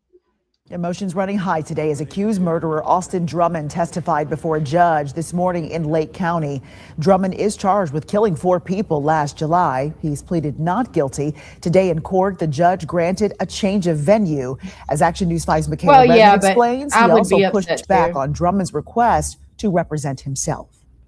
So he did push back on the request to represent himself. To be fair, if that had been me, and God bless that man for what he's going through, I've often said, I don't know how people can go to court with other people. Like, I would not be able to keep my hands off somebody. You wouldn't see it coming. I'd sit there and be real quiet, and then all of a sudden snap and just be swinging. So thank God that, I mean, I know for a fact that I would have done that, if not worse. I mean, thank God the baby's alive, but it's a senseless crime, as most are. There's no reason for it. Accused murderer Austin Drummond says he believes the trust is already broken between him and his attorneys. Drummond says there's evidence that's already gone and motions granted by the court that go against his wishes. Trust takes time. Now, Drummond believes he has no other option but to. Why is, like, I know that there might be some kind of hit on his head through the gang affiliation. And I have to remember what gang it was, but why is he so adamant about he doesn't have a lot of time? He doesn't, like, he needs to hurry all this shit up. He doesn't have a lot of time. I mean, is it trying to get out of that one jail facility? He's already at the Tennessee Department of Corrections, and that's where he would go if he's charged. I mean, not if he's charged, if he's convicted. So what is the difference? Like, why is he so, I don't get it. Vice Lords, thank you so much, Hio. Yes, that's it. It's the Vice Lords. It wasn't Kings. It's the Vice Lords. And the Vice Lords is allegedly the gang that he was working for when they were doing the drone drops in the prison yard. And the other people that his co-conspirators that got charged are allegedly members of the Vice Lords as well. Gangster Disciples. I remember reading about that. Good praxis. And it's nice to see you. I remember reading about the Gangster Disciples, and I think they're somehow connected, like they were the Vice Lords, or it's an offshoot, like one is an offshoot of the other. But I remember it was Vice Lords that they mentioned specifically in the beginning. Maybe it's changed now. Thank you for that, both of you. Yeah, like, has he been threatened? I don't know. Basil Darks. I'll be a member of that gang. Represent himself. It's still unclear if Judge Mark Hayes will let that happen, telling Drummond he doesn't think it's in his best interest, bringing up Drummond's lack of law education and the challenges with the death penalty case. So remember, I was just saying that you don't ever represent yourself because you didn't go to school to be a lawyer. And it's like spitting in everybody's face in the courtroom saying that you just walked in up off the street, out of a fucking jail, as a matter of fact, and saying that you're intelligent enough to represent yourself. You don't do it. And they're kind of politely trying to say that you don't have the education. This is a death penalty case. Is he doing it so he can get a retrial? They might be. People like this idiot with Play-Doh, not a lawyer. Yeah. He chooses that life, he's going to have to deal with the consequences. Yep. Take away the fact he's saying he's a snitch. He killed a 15-year-old. Allegedly, he's lower than most in any facility because of that. Yeah. Yep. So he's got the name of child killer on his head too. Case. You would think that we would be excited about the fact they want to represent themselves because we may have an advantage, but that's not actually the case. We'd rather deal with an attorney. Drummond also told the judge that if he represents himself and is found guilty, he would waive his rights to a sentencing hearing. Conditions death row are much better than they would be with life in prison. So he wants the death penalty, saying, quote, "The conditions on death row are much better than they would be with life in prison." So he's trying to get to death row so he's protected. Then why not just plead guilty? I guess because the judge entered a not guilty plea. Well, why not just plead guilty if you're trying to get on death row? I'll let you guys hear that again. He's speaking really soft. Like, I don't know if he's naturally soft-spoken or what. Waive his rights to a sentencing hearing. Conditions death row are much better than they would be with life in prison. But you understand what a death sentence means. Yes, sir. The judge did grant. If he just wants the to be on death row and the death sentence, then why not just plead guilty and go ahead and do that? Man, like the DA was saying, this is a case that you would think they would want because he wants to represent himself. It's an easy win, but they're like, man, no, I'm not. I mean, you at least need a fighting chance. Like, they know he wouldn't even have a fighting chance if he does this. Good night, Hio. Have a good night, love. Right, exactly. Hio said, I will see you all later. Love your faces. I've got to dip for a while. Can't wait to see you again. I can't wait to see you again either, love. And thank you for being here. The judge did grant a change of venue based on the size of Lake County and the publicity the case has garnered. But where is still unclear. See, this is his attorney right now. And that attorney was requested by the judge specifically to represent Austin Drummond because he handles death penalty cases. Like, they had to get a special attorney to represent him that does death penalty cases. And that's what he has right now. The judge requested that just to make sure he's represented adequately. And here he wants to represent himself. He's throwing it all out the window. And they're trying so hard to be like, dude, no, please don't do this. I think it would be best if we went to Middle or East Tennessee. During all of this, emotions were running high. Open your eyes, whatever he says their name. Do you hear me? Open your eyes. One of the victims, Matthew.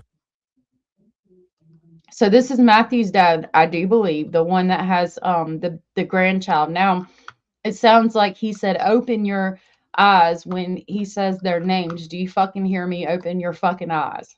One of the victims, Matthew Wilson, his father ended up detained and later fined $10. Wilson's. Sorry, I missed that part. Hold on, let me back it up. Running high. Open your eyes, whatever he says their name. Do you hear me? Open your eyes. One of the victims, Matthew Wilson, his father ended up detained and later fined $10. Wilson's other family members brought his ashes inside of the courtroom as I saw that they talked. The box says, in loving memory, those we love don't go away. They walk beside us every day, unseen, unheard, but always near, still loved, still missed, and every dear. I think it says every. Hold on. I'm going to see my forehead like jewelry. Joel Lee. I can't read that word in front of dear. Still missed and ERY. Very dear. Sorry, very dear. Okay, let me do that again. Those we love do not go away. They walk beside us every day, unseen, unheard, but always near, still loved, still missed, and very dear. I'm glad that they brought his ashes there so he could be remembered and represented, because his family is representing him and his daughter that they now have custody of. I wish there had been more from the mother's side, the Williams. The Wilsons were there, but the Williams were not. And it looks like she has wings on her shirt too. So I think they have on a shirt that's probably in memorial of Matthew. So they spoke, and we're going to hear part of that, I do believe. Inside of the courtroom as they continue fighting for justice. They're just gone. So, yeah, Matthew had a right to be here. You know, he's in the middle of all this unwillingly, and this is all we have left, so this is all we can bring. Reporting at the Lake County Courthouse, Michaela Redmond, Action News 5.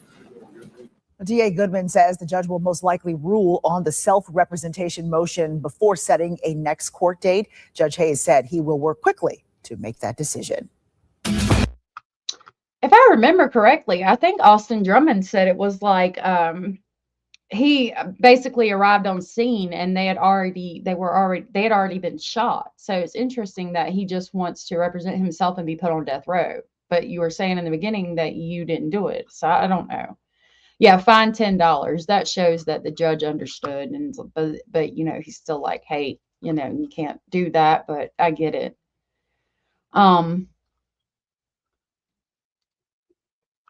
We have another. Yeah, this is the one I want. So I have another video of one of the family members speaking outside of the courthouse for us to watch. And then we will, not that one. Lord, you have mercy. This is the one I want. So this reads, quadruple homicide suspect Austin Drummond appeared in court on Friday. Yeah, I knew this was a video. I'm going to play this, and I'm going to do a poll in chat real quick to see what y'all want to talk about next. I don't know how long we'll be talking, but we will talk about another case. All right, so let's hear this because it looks like she speaks to the media. Yeah, he has a right to be here too. So, yeah, that's it. How important, I know this was the first time you guys really brought him. How important was that for you guys, just, you know, as you guys continue to be here every single time to get justice for him? I mean, it's the reality of it. And you know, there's a lot of publicity with this. There's a lot of stuff that's being put online, and this is the reality of what happened down there. We don't get to see our loved ones. My son's in a box. And there's 3 other people that are missing, and there's a very young baby that's without a big part of her family. And you know, every time we come, he's gonna see us every time he comes to court, and people need to see the reality of what he did, which is 3 people that had the rest of their lives ahead of them, including a 15-year-old, and they're just gone. Yep. So, yeah, Matthew had a right to be here. You know, he's in the middle of all this unwillingly, and this is all we have left, so this is all we can bring. Can we expect to see him here more? Yes, he sure can. He sure can. He'll. It sounds like they're going to bring him every single time, which is important, I think. I'm doing the poll on the vertical side now. I think it's important that he be represented there. I just wish the Wilsons were, the Williams, were represented We'll be here every too. time we're here, as loud. You know, I don't know once the trial starts if they'll allow something like that, but until then, yeah, he's coming every time. Do you mind sharing your names with us? My name's Kim Hamill. I'm Matthew's mom. And I'm Haley Hippler. I'm Matthew's little sister. Can you guys just spell your names? HAILEYHEPLER. And I'm KIMHAMIL. I wonder how old she is. She's now left without a big brother too. Thank God the baby was safe. Yes, the noise was me typing. How about the sickos in the cellar abusing those children? The case we covered at the beginning, I don't have a lot of documents on that. We can talk about that. The eye drops murderer. Daryl Brooks show also got Jessica Kashibi. Oh, okay. Yeah. Okay. Shaylin is well, the ones in the cellar. Oh, the Bibb County 7. I checked for documents on that before we came live, and there's nothing else out. I'll show you. Okay. So I've got to I gotta file a motion with Alabama, and I don't know if they're one of the states that won't let you get stuff if you're not from that state. All right, I feel like we have covered Austin Drummond enough. Where's my poll? Okay, nobody's voting over there. Do y'all want to talk about Upchurch, or do you want to talk about Shaylin? Yes, she does. Let me show you about the Bibb County 7 real quick. I need to submit a FOIA on it and see what I can get.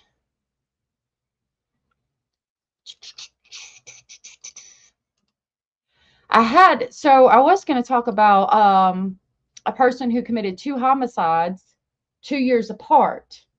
I mean, not 2 years apart, several years apart, but I went to go get my body cam this morning, and I had erased everything a while back because there wasn't a lot of room on my computer, and I had to resubmit the FOIA to get the body cam links again because I lost them.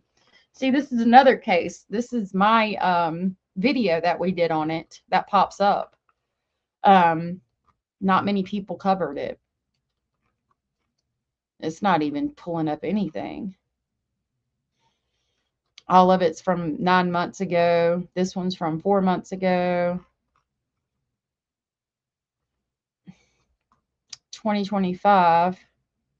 This is all about voting in Bibb County. Yeah, I don't have any more information on that, unfortunately, but I'm going to submit a FOIA and ask them. You voted? Okay, let me see what you said. Hey, Rocky Mountain Hippie. I look forward to your playlist. I watch a few of the AD, and they are great. Well, thank you. I really appreciate that. Oh, yes. I didn't watch his first trial, but you want to talk about that? Hold on, let me pull this up real quick and see what y'all have said on the vote. Okay, so I got 67% said yes about Shaylin, and then 25% said they want to talk about Upchurch. 8% said no, they don't want to talk about either. Okay, we'll pull up Alex Murdaugh.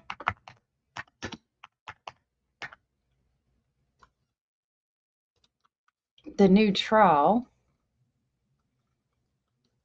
from 9 days ago, and then we'll talk about Shaylin. Crystal Burns sent me a bunch on Shaylin. I need to submit a FOIA to try to get the documents. Try to pull documents on it today, but I haven't found anything. Let me grab my timestamp. I can't write with the damn pair of scissors now, can I? We are at 1:43. All right. So this is where's Buster Murdaugh now inside his life amid Dad Alex Murdaugh's new trial. Murdaugh's. So Buster Murdaugh was not in attendance on May 13 when Alex Murdaugh's double murder conviction was overturned. That is him in 2023. There's a lot to this case too. There was a boy that was, I think, dating Buster or his brother, and that boy died a mysterious death in the middle of the road. He was ran over, and it's like a cold case or something. There's a lot to this. They did a lot of shit because their family was generations and generations and going way back. They were all lawyers and judges in this town. A lot of corruption, in my opinion.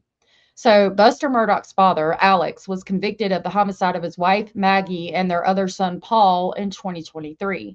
Alex's double homicide conviction was overturned in May of 2026.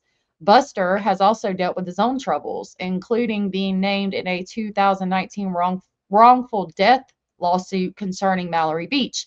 That wrongful death lawsuit has to do with, I think it was one of his friend's girlfriends, and she died on a boat. And he was allegedly driving drunk and was going way too fast and hit a bridge or something, if I remember correctly. I could be wrong. Don't run with that. So Buster Murdaugh has been thrust back into the spotlight after his father's double homicide conviction was overturned this month.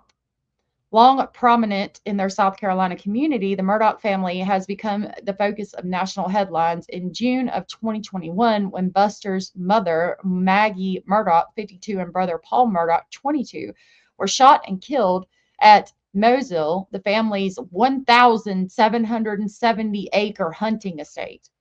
Are you fucking kidding me? 1,770 acres in South Carolina.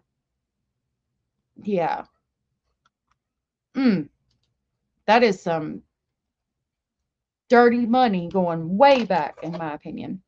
Okay, Julie, you have a good night. I hope you have a good day at work tomorrow. I hope it's easy and goes by fast. A friend of his brother, the one that got killed. So was it Paul's brother? Was it a friend of Paul or a friend of Buster? And it was like stated that they were allegedly, they would see each other and they would date each other or something, but they didn't want anybody to know. And then the boy ends up dead in the middle of the street. And it's like a cold case or something, if I remember correctly. Like, because it really upset me because the time period, and it seems like because of his sexual orientation, that had to do with the fact that he was killed, and he might have been killed in the middle of the road to keep him from speaking on his relationship with one of the Murdaugh boys. Yes, Stephen, that's his name. Yep, Rhonda, you're correct, Stephen. Lori said Buster supposedly was involved with the boy. He was beaten and left in the middle of the road for dead. Thank you. Yes. And then Pika said there are two portraits of the Murdaugh men, Alex's father and grandfather, in the courthouse there in that town. The family and power run super deep. Yep. Thank you. And that's what I'm thinking about, the pictures that goes back so far. I said generations and generations, but the Alex's father and then grandfather. So you got the grandfather, you got the father, you got Alex, who is on trial for committing the homicide of his wife and his son. And I think one of the boys he was going to be a lawyer, or like, I don't remember if he was going to school for it, or if the family just wanted him to, or what. All right. At the time, Paul was awaiting trial in connection with the 2019 boating death of a 19-year-old Mallory Beach. Okay, so I apologize for having it mixed up. It was Paul who was driving the boat, and he was drunk, and I think they hit under a bridge. Mallory Beach was the girlfriend of one of his friends that was on the boat, and she died at that time. The killings rocked Hampton, South Carolina, where the powerful Murdaugh family had practiced law for generations. Buster's father, South Carolina attorney Alex Murdaugh, was indicted in July of 2022, and prosecutors later alleged that he lured Maggie to Moselle before killing her and Paul near the property's dog kennels.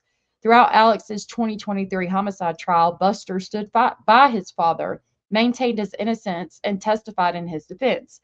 Alex was convicted in March of 2023 of murdering Maggie and Paul, but that conviction was overturned in May of 2026 with the court ordering a new trial.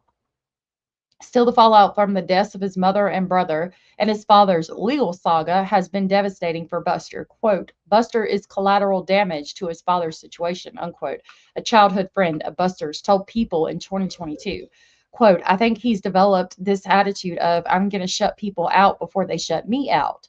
His circle of friends got really small really fast, unquote. I don't think we need to go through all that. Buster stood by his father, maintaining his innocence during and after his trial. I want to know about the new trial. All right, let's go back. Here we go from 8 days ago. And we can watch a video. Let's watch a video. Let's watch a movie. Come sit. Surprised that Applesauce at the front of the class. This is on my computer, so Hold on. We got to listen to an ad first. Maybe not. Da-dum. Getting your new car is good. Keeping your new car thanks to stolen vehicle assistance. I'm not surprised that the conviction was overturned. Communicating with jurors is really the cardinal sin. And here, Hill did more than that. She not only communicated with them, she commented on the evidence. She commented on the defendant's testimony. My name is Nima Rahmani. So who is this woman that was communicating with the jurors? What did Southern say? I bet it was planned. The dead son was in a boat driving drunk, hitting a bridge. Yeah, thank you. You think it was planned? Which one? Which homicide?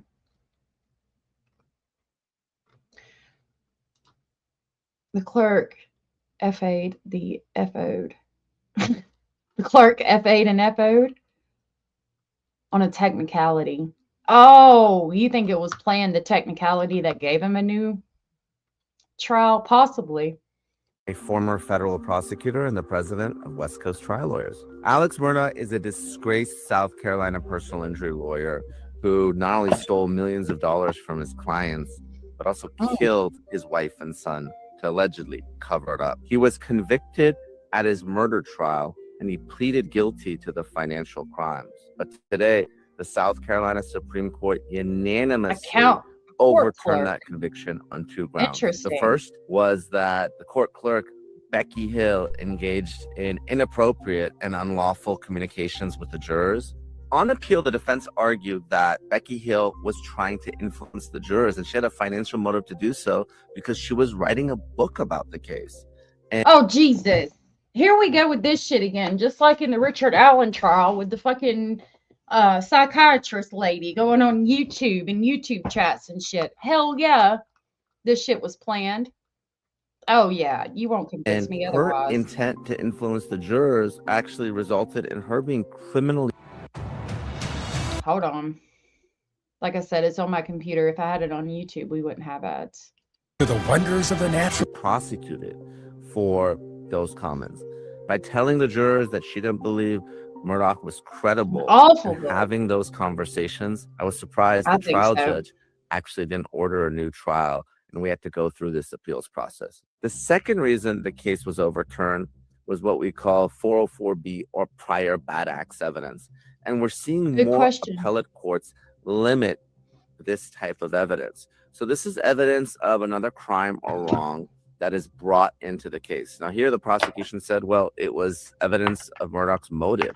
That's why he killed his wife and son, to cover up his financial crimes. But the appellate court thought that it was too attenuated and it was really brought in to dirty up the defendant. Murdaugh is not going to be released because he's doing 40 years for the financial crime. So he's not going to be a free man. He's going to die one way or another in South Carolina State Prison.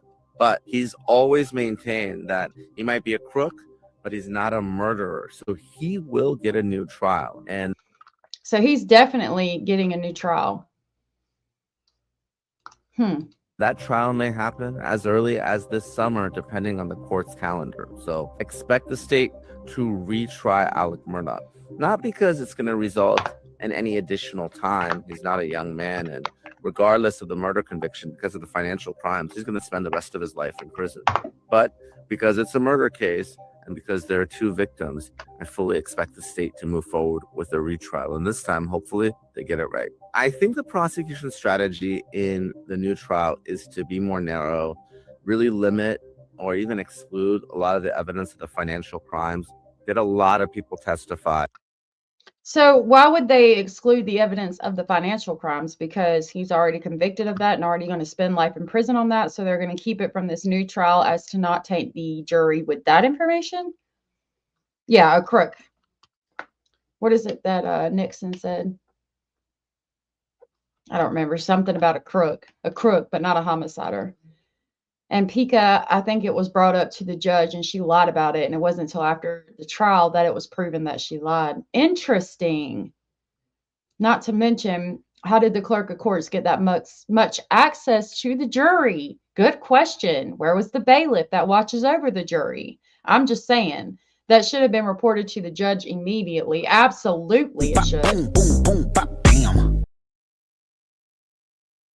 That is a good question because that shit don't make any sense. Thank you for pointing that out.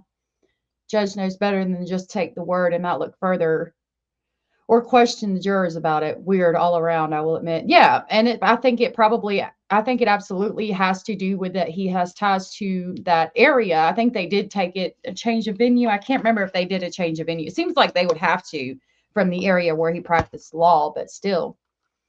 Hannah, thank you for that. The appeals court will hear oral argument September 21st of this year. Abraham said, the thing is, the financial crime should have never been brought up because it's a different independent crime, but the prosecution did it to prove motive. So that's a good point. Like, for instance, in the monster, what's her name? Oh, what is her name? The redhead girl. I can't remember her name right now. It just slipped my mind. But anyway, she had committed several homicides when she was a lady of the night in Florida. She started killing men, and they were not allowed to bring up other homicides in the homicide trial that she was on trial for. Thank you for that link, Hannah. I'm not a crook. Thank you, Lorianne. Yes, I am not a crook. Including victims, accountants in the murder trial to really establish that motive. But now that the South Carolina Supreme Court has made it clear that that was inappropriate, expect to see a more traditional murder case that was the Richard focused Allen on the ballistics, the blood splatter, DNA, cell phone, cell site evidence, and not talking about how Alec Murdaugh ripped off so many people and there were so many victims. From the defense side, I think the strategy will be the same. Murdaugh insisted on taking the stand, and he testified in his own defense. And knowing who he is and how many cases he has handled himself as a lawyer, I expect that same strategy. So I think the second trial, once again, will really come down to, is Murdaugh believable? I think the jurors will know at a minimum that he's a convicted felon and fraudster, even though they won't know the underlying details of those financial crimes. But the question is he going to be able to convince them that even though he's a fraudster, he's not a killer? I'm not surprised that will be interesting to see how that turns out. All right. Let me pull up my Gmail. We're going to pull up Gmail and we're going to pull up YouTube. I haven't had a lot of time to look into this case, but I've been sent a lot of information on it. And from what I've seen, it's absolutely horrendous. Allegedly, a stepfather did inappropriate things with his 16-year-old stepdaughter who went missing on May 2nd from Big Chimney in Kanawha County, West Virginia. Her name was Shaylin Harvey. She was 16 years old. James Truman, the stepfather, has been charged. I say Jay. There was a presser on this case from 8 days ago.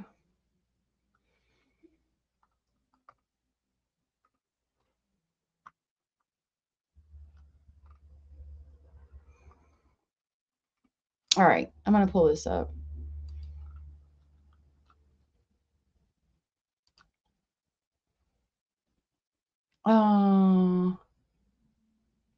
Okay. Sorry, got a weird email.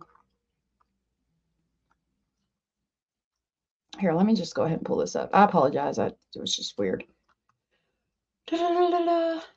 Shaylin Harvey. We're going to watch this video from Blunt Force Media. I think I have the actual presser, but it's right here, so we'll kind of get to know the case a little bit. This is Deb Rusnick with the Prosecutor's Office and Sergeant Jeremy Burns with the Kanawha County Sheriff's Office. Just wanted to give everybody an update. Today, members of the Kanawha County Sheriff's Office executed a search warrant at the residence located at 355 Offutt Drive in Big Chimney, Kanawha County, West Virginia, in connection with the missing person investigation involving 16-year-old Shaylin Harvey.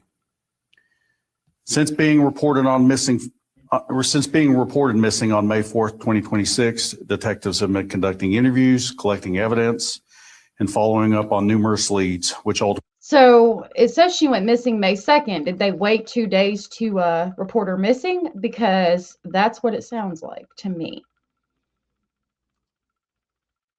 Let me show you a picture of her real quick. I'm going through my email now and trying to grab a few things for you guys. Let me play this. Ultimately led investigators to obtaining a search warrant for the property. The search was conducted with the assistance of cadaver canine teams from the West Virginia Search and Rescue as part of the ongoing investigation. During the search, investigators did discover a female human remains on the property. The remains are in the process of being transported to the Office of the Chief Medical Examiner for positive identification and further examination. At this stage in the investigation, we're unable to release any information pending confirmation to the identity of the remains. I want to commend the work of our patrol division and Detective Bureau throughout this investigation. This is not the outcome anyone hoped for in a missing person case, but we hope this development may provide some measure of confidence. Additional information will be released as it becomes available and appropriate to do so. With that, we'll take a few questions. We can't answer a lot. This is on. So the remains were found at her stepfather's house. Dang, I'm finding all kinds of stuff. We're going to watch this. This is from four weeks ago. Never mind. That's not the right one. That's a different case. Lord have mercy. Get it together, ma'am.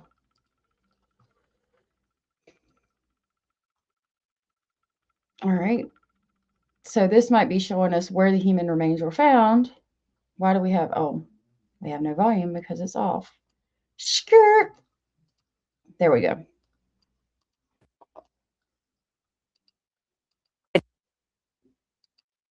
Excuse me, what?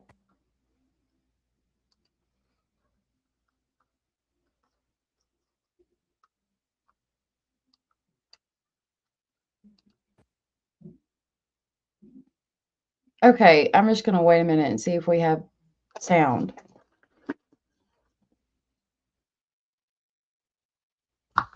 WCH Eyewitness News. Let's go there.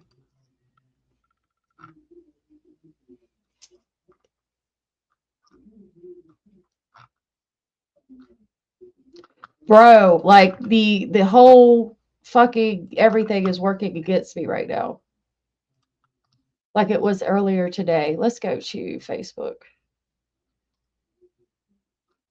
Not Facebook, YouTube.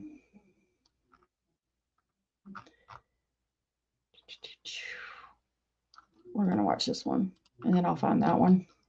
This evening, Kanawha County deputies say human remains have been found during the search for a missing teen. WSAZ's Luke Hamilton reporting now the remains have not been identified, but investigators went to a home today with a search warrant in hopes of finding 16-year-old Shaylin Harvey. 11 days after Shaylin Harvey was reported missing, deputies went searching in the Big Chimney area of Kanawha County for any sign of the 16-year-old. Her last location. So this is her. That her last known was here at the residence on Offutt Drive. Deputies looked around a home on Offutt Drive and several properties, leading to the discovery of unidentified remains.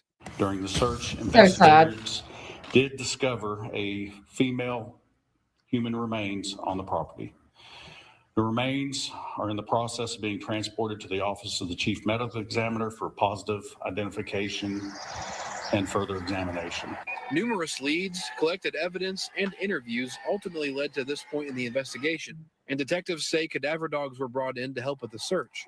The search was conducted with the assistance of cadaver canine teams from the West Virginia Search and Rescue I can tell you just during the investigation, there's factors that led him back to the property, and that's why the search warrant was applied for and granted.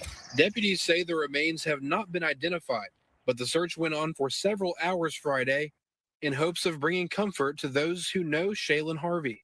This is not the outcome anyone hoped for in a missing person case, but God bless her family and her friends. My goodness. And why?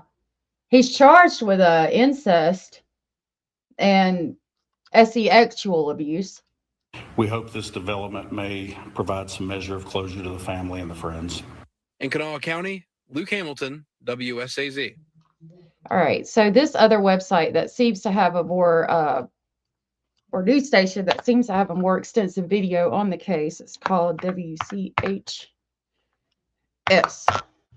not OS. This one. Let's see.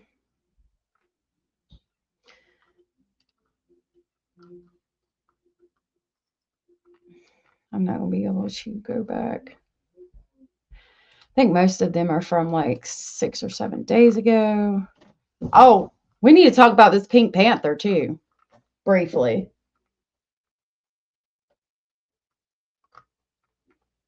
Let's go back.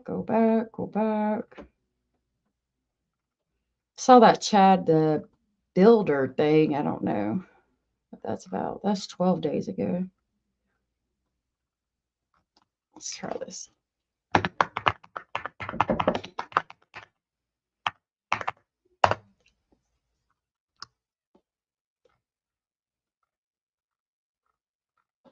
I've still not pulled it up.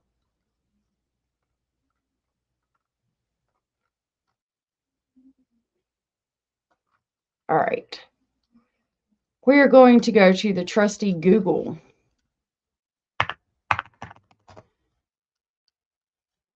And talk about the stepfather. His name is James Truman.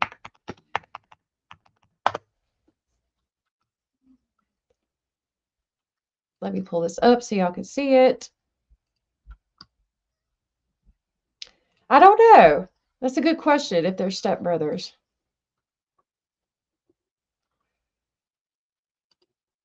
Okay. So it reads, tragic discovery of missing teens remains identified after lengthy search. Let me turn my camera back on. A West Virginia resident is facing allegations of abusing his teenage stepfather just a fortnight before her body was discovered at their family home. James Truman, who is 52, was taken into custody on May 8th, shortly after his stepdaughter, 16-year-old Shaylin Harvey, was declared missing. The Kanawha County Sheriff's Office verified on Monday that Shaylin's remains were discovered on the premises of their Big Chimney, West Virginia residence the previous Friday. Although Truman has not been formally charged with Shaylin's death, he remains in detention facing charges of incest and sexual abuse by a person in a position of trust. Same thing Stephen Stearns was charged with, one of them. Reports from the sheriff's office indicate Shaylin was reported missing on May 4th, having last been seen 2 days prior near the location where her body was ultimately found. At the time, authorities speculated she might have entered a, quote, blue Dodge Ram pickup from the early 2000s, unquote. As the investigation into Shaylin's disappearance unfolded, police secured a search warrant for a property in Big Chimney. During a press briefing on Friday, covered by local CBS station WOWK, Kanawha County Chief Deputy Sean Snuffer disclosed that this was the residence Shaylin shared with her mother and her stepfather. The sheriff's office has confirmed the completion of an autopsy on Shaylin's body, though the cause of death has not yet been made public. Her death is currently being treated as homicide. According to digital court records, the charges of incest and sexual abuse against Truman are linked to an alleged incident that occurred around April 15th. Truman remains in custody at the Kanawha County Jail, where he's being held on a $100,000 cash bond. He has not been charged in connection with his stepdaughter's death. His case has been bound over to the Kanawha County Circuit Court as of Monday. His next court date is not immediately available. And there's a picture of that sick motherfucker. So I'm going to try to get the documents on that. I don't have them yet. That's why I didn't want to advertise it. Plus, I didn't know how far we would get. Hey, Java Queen. Good to see you. I'm back. Good to see you, Max. All right. And we're going to talk about this Pink Panther incident. And then I'm probably going to go for the night because I have to get the geese in. I think it's in Baltimore. Baltimore. Yeah, no, not that Pink Panther. That Pink Panther. Let me pull it up. I saw this and I was like, what the hell? What the hell? This is from 11 hours ago. Well, the search continues for a strange character that has been seen dressed up in a furry pink costume and reportedly following around children. Today, police in Fredericksburg hung up flyers asking for information to help them find that person. The unusual nature. So this man is a man in this Pink Panther costume. It was the first incident was that this man was standing outside at a bus stop where a few children got off the bus. The children saw him cross the street to the other side of the road, and this Pink Panther ran up and tried to grab them. One of the children got so close where he was trying to grab them that they could see it was a man inside of the costume. Nobody knows who this man is. Of the case is drawing national attention, and parents say they're worried. Tom Rousey tells us more. Here in Fredericksburg's Old Greenwich neighborhood, police have hung up flyers looking for this person who has a lot of people around here on edge. Seen a person in a Pink Panther looking costume. Russ Ray says he saw this person walking on Lafayette Boulevard in Fredericksburg last Thursday. I thought that was a little bizarre, so. The children that the Pink Panther tried to grab got a video of the Pink Panther, and that is the image you see where he's standing in front of a fence kind of looking at the camera. That video was taken by one of the children the Pink Panther tried to grab. I shot a quick video, put it on TikTok saying, what's going on in Fredericksburg? That video has now been viewed 1.5 million times. It was only later, though, that Russ learned police were looking for the person after reports that he was following children near their bus stop. If this video can aid in any way to identify this person or, find out who it is, that would be great. Local businesses tell me on Wednesday, police asked to hang up these flyers. The store that picture right there was taken by one of the children he tried to grab. Manager of this convenience store says the person, who she could tell was a man due to a tear in the mask, came inside and went to the wine section. When she and customers told him he had to take the mask off, he didn't respond at all, but eventually did leave. Others saw him too. He had a bag on. He was just swinging it and just walking down the road, side of the road. It's just weird that someone is just, doing this, and it's just very scary, especially for kids. It could be anybody. Parents tell me they are very concerned. I seen something on Instagram where people was making a joke of it, and that's not a joke, because what if a kid comes up missing, My son's bus stop is literally right across the street. If you know anything that could help police find this person, you're asked to give Fredericksburg police a call. Reporting. So that doesn't talk about the children at the bus stop. Let's see if we can find the one.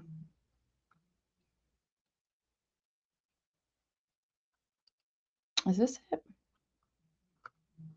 I think this talks more about it. Pink-clad creep accused of attempting to abduct Virginia school kids. So maybe it's on the Virginia, Baltimore. I don't know.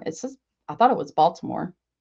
I apologize, though, if I had that wrong. Parents in a Virginia neighborhood were left shaken after a man dressed in a bizarre pink costume allegedly chased a group of children walking home from the school bus stop and tried to grab a young girl in broad daylight. According to the New York Post,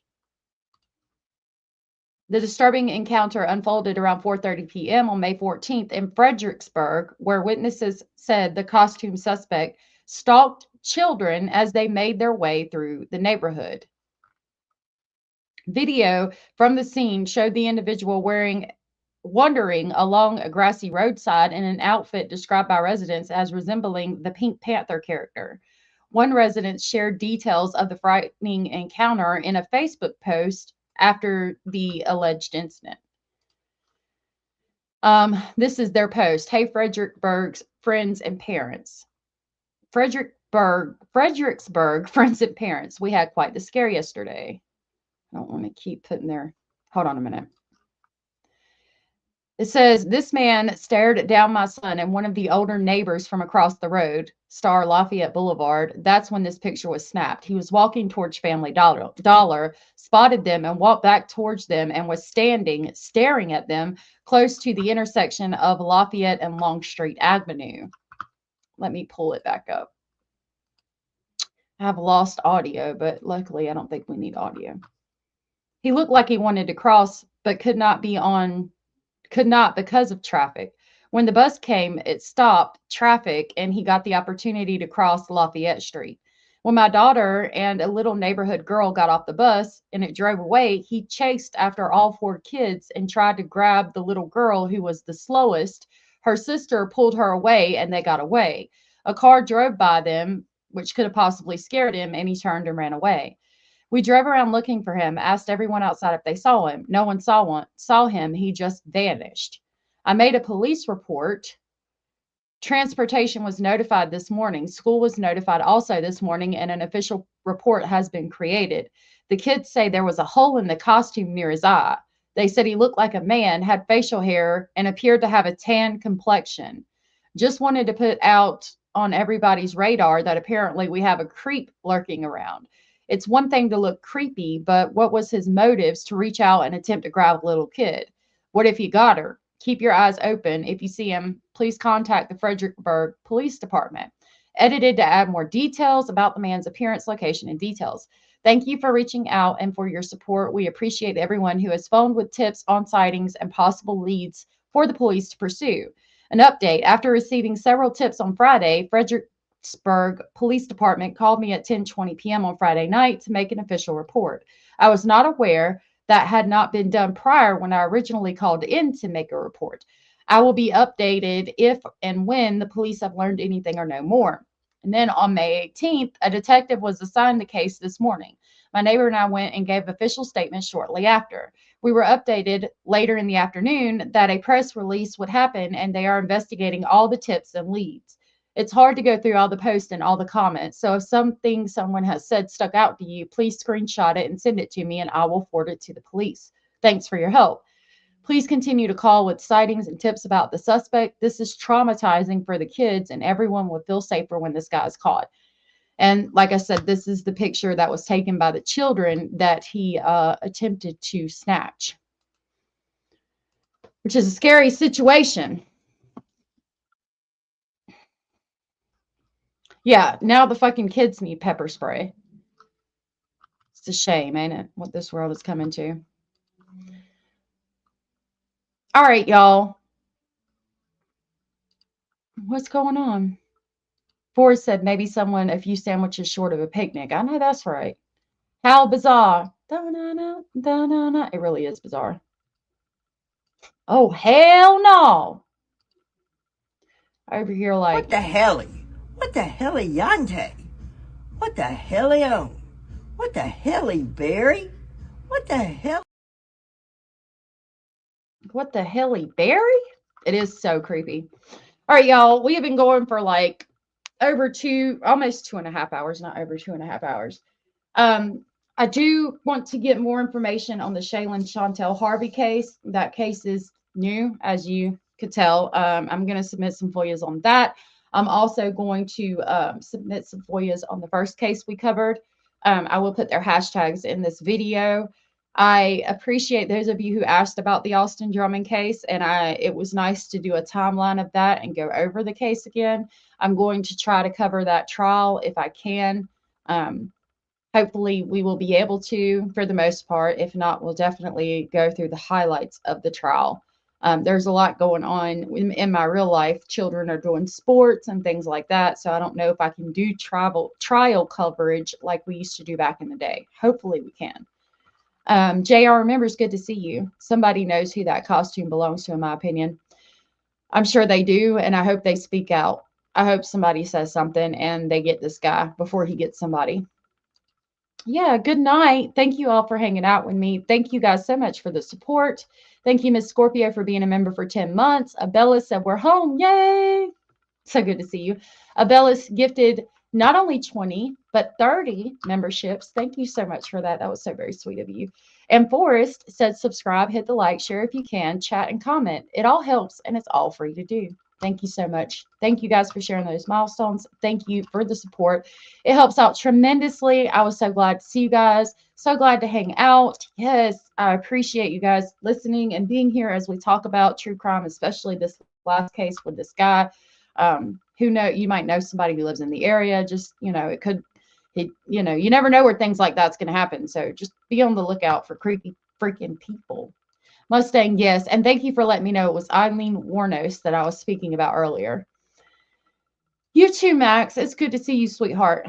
All right, y'all. Have a good night. Yes, it was fun to see everyone again. And I hope y'all have a good night. Take care. Enjoy your Memorial Day weekend. We do have plans to spend time together as a family. So I will see you again soon.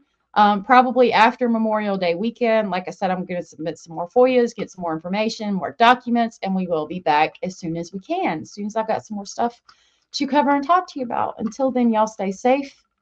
And I will see you guys soon.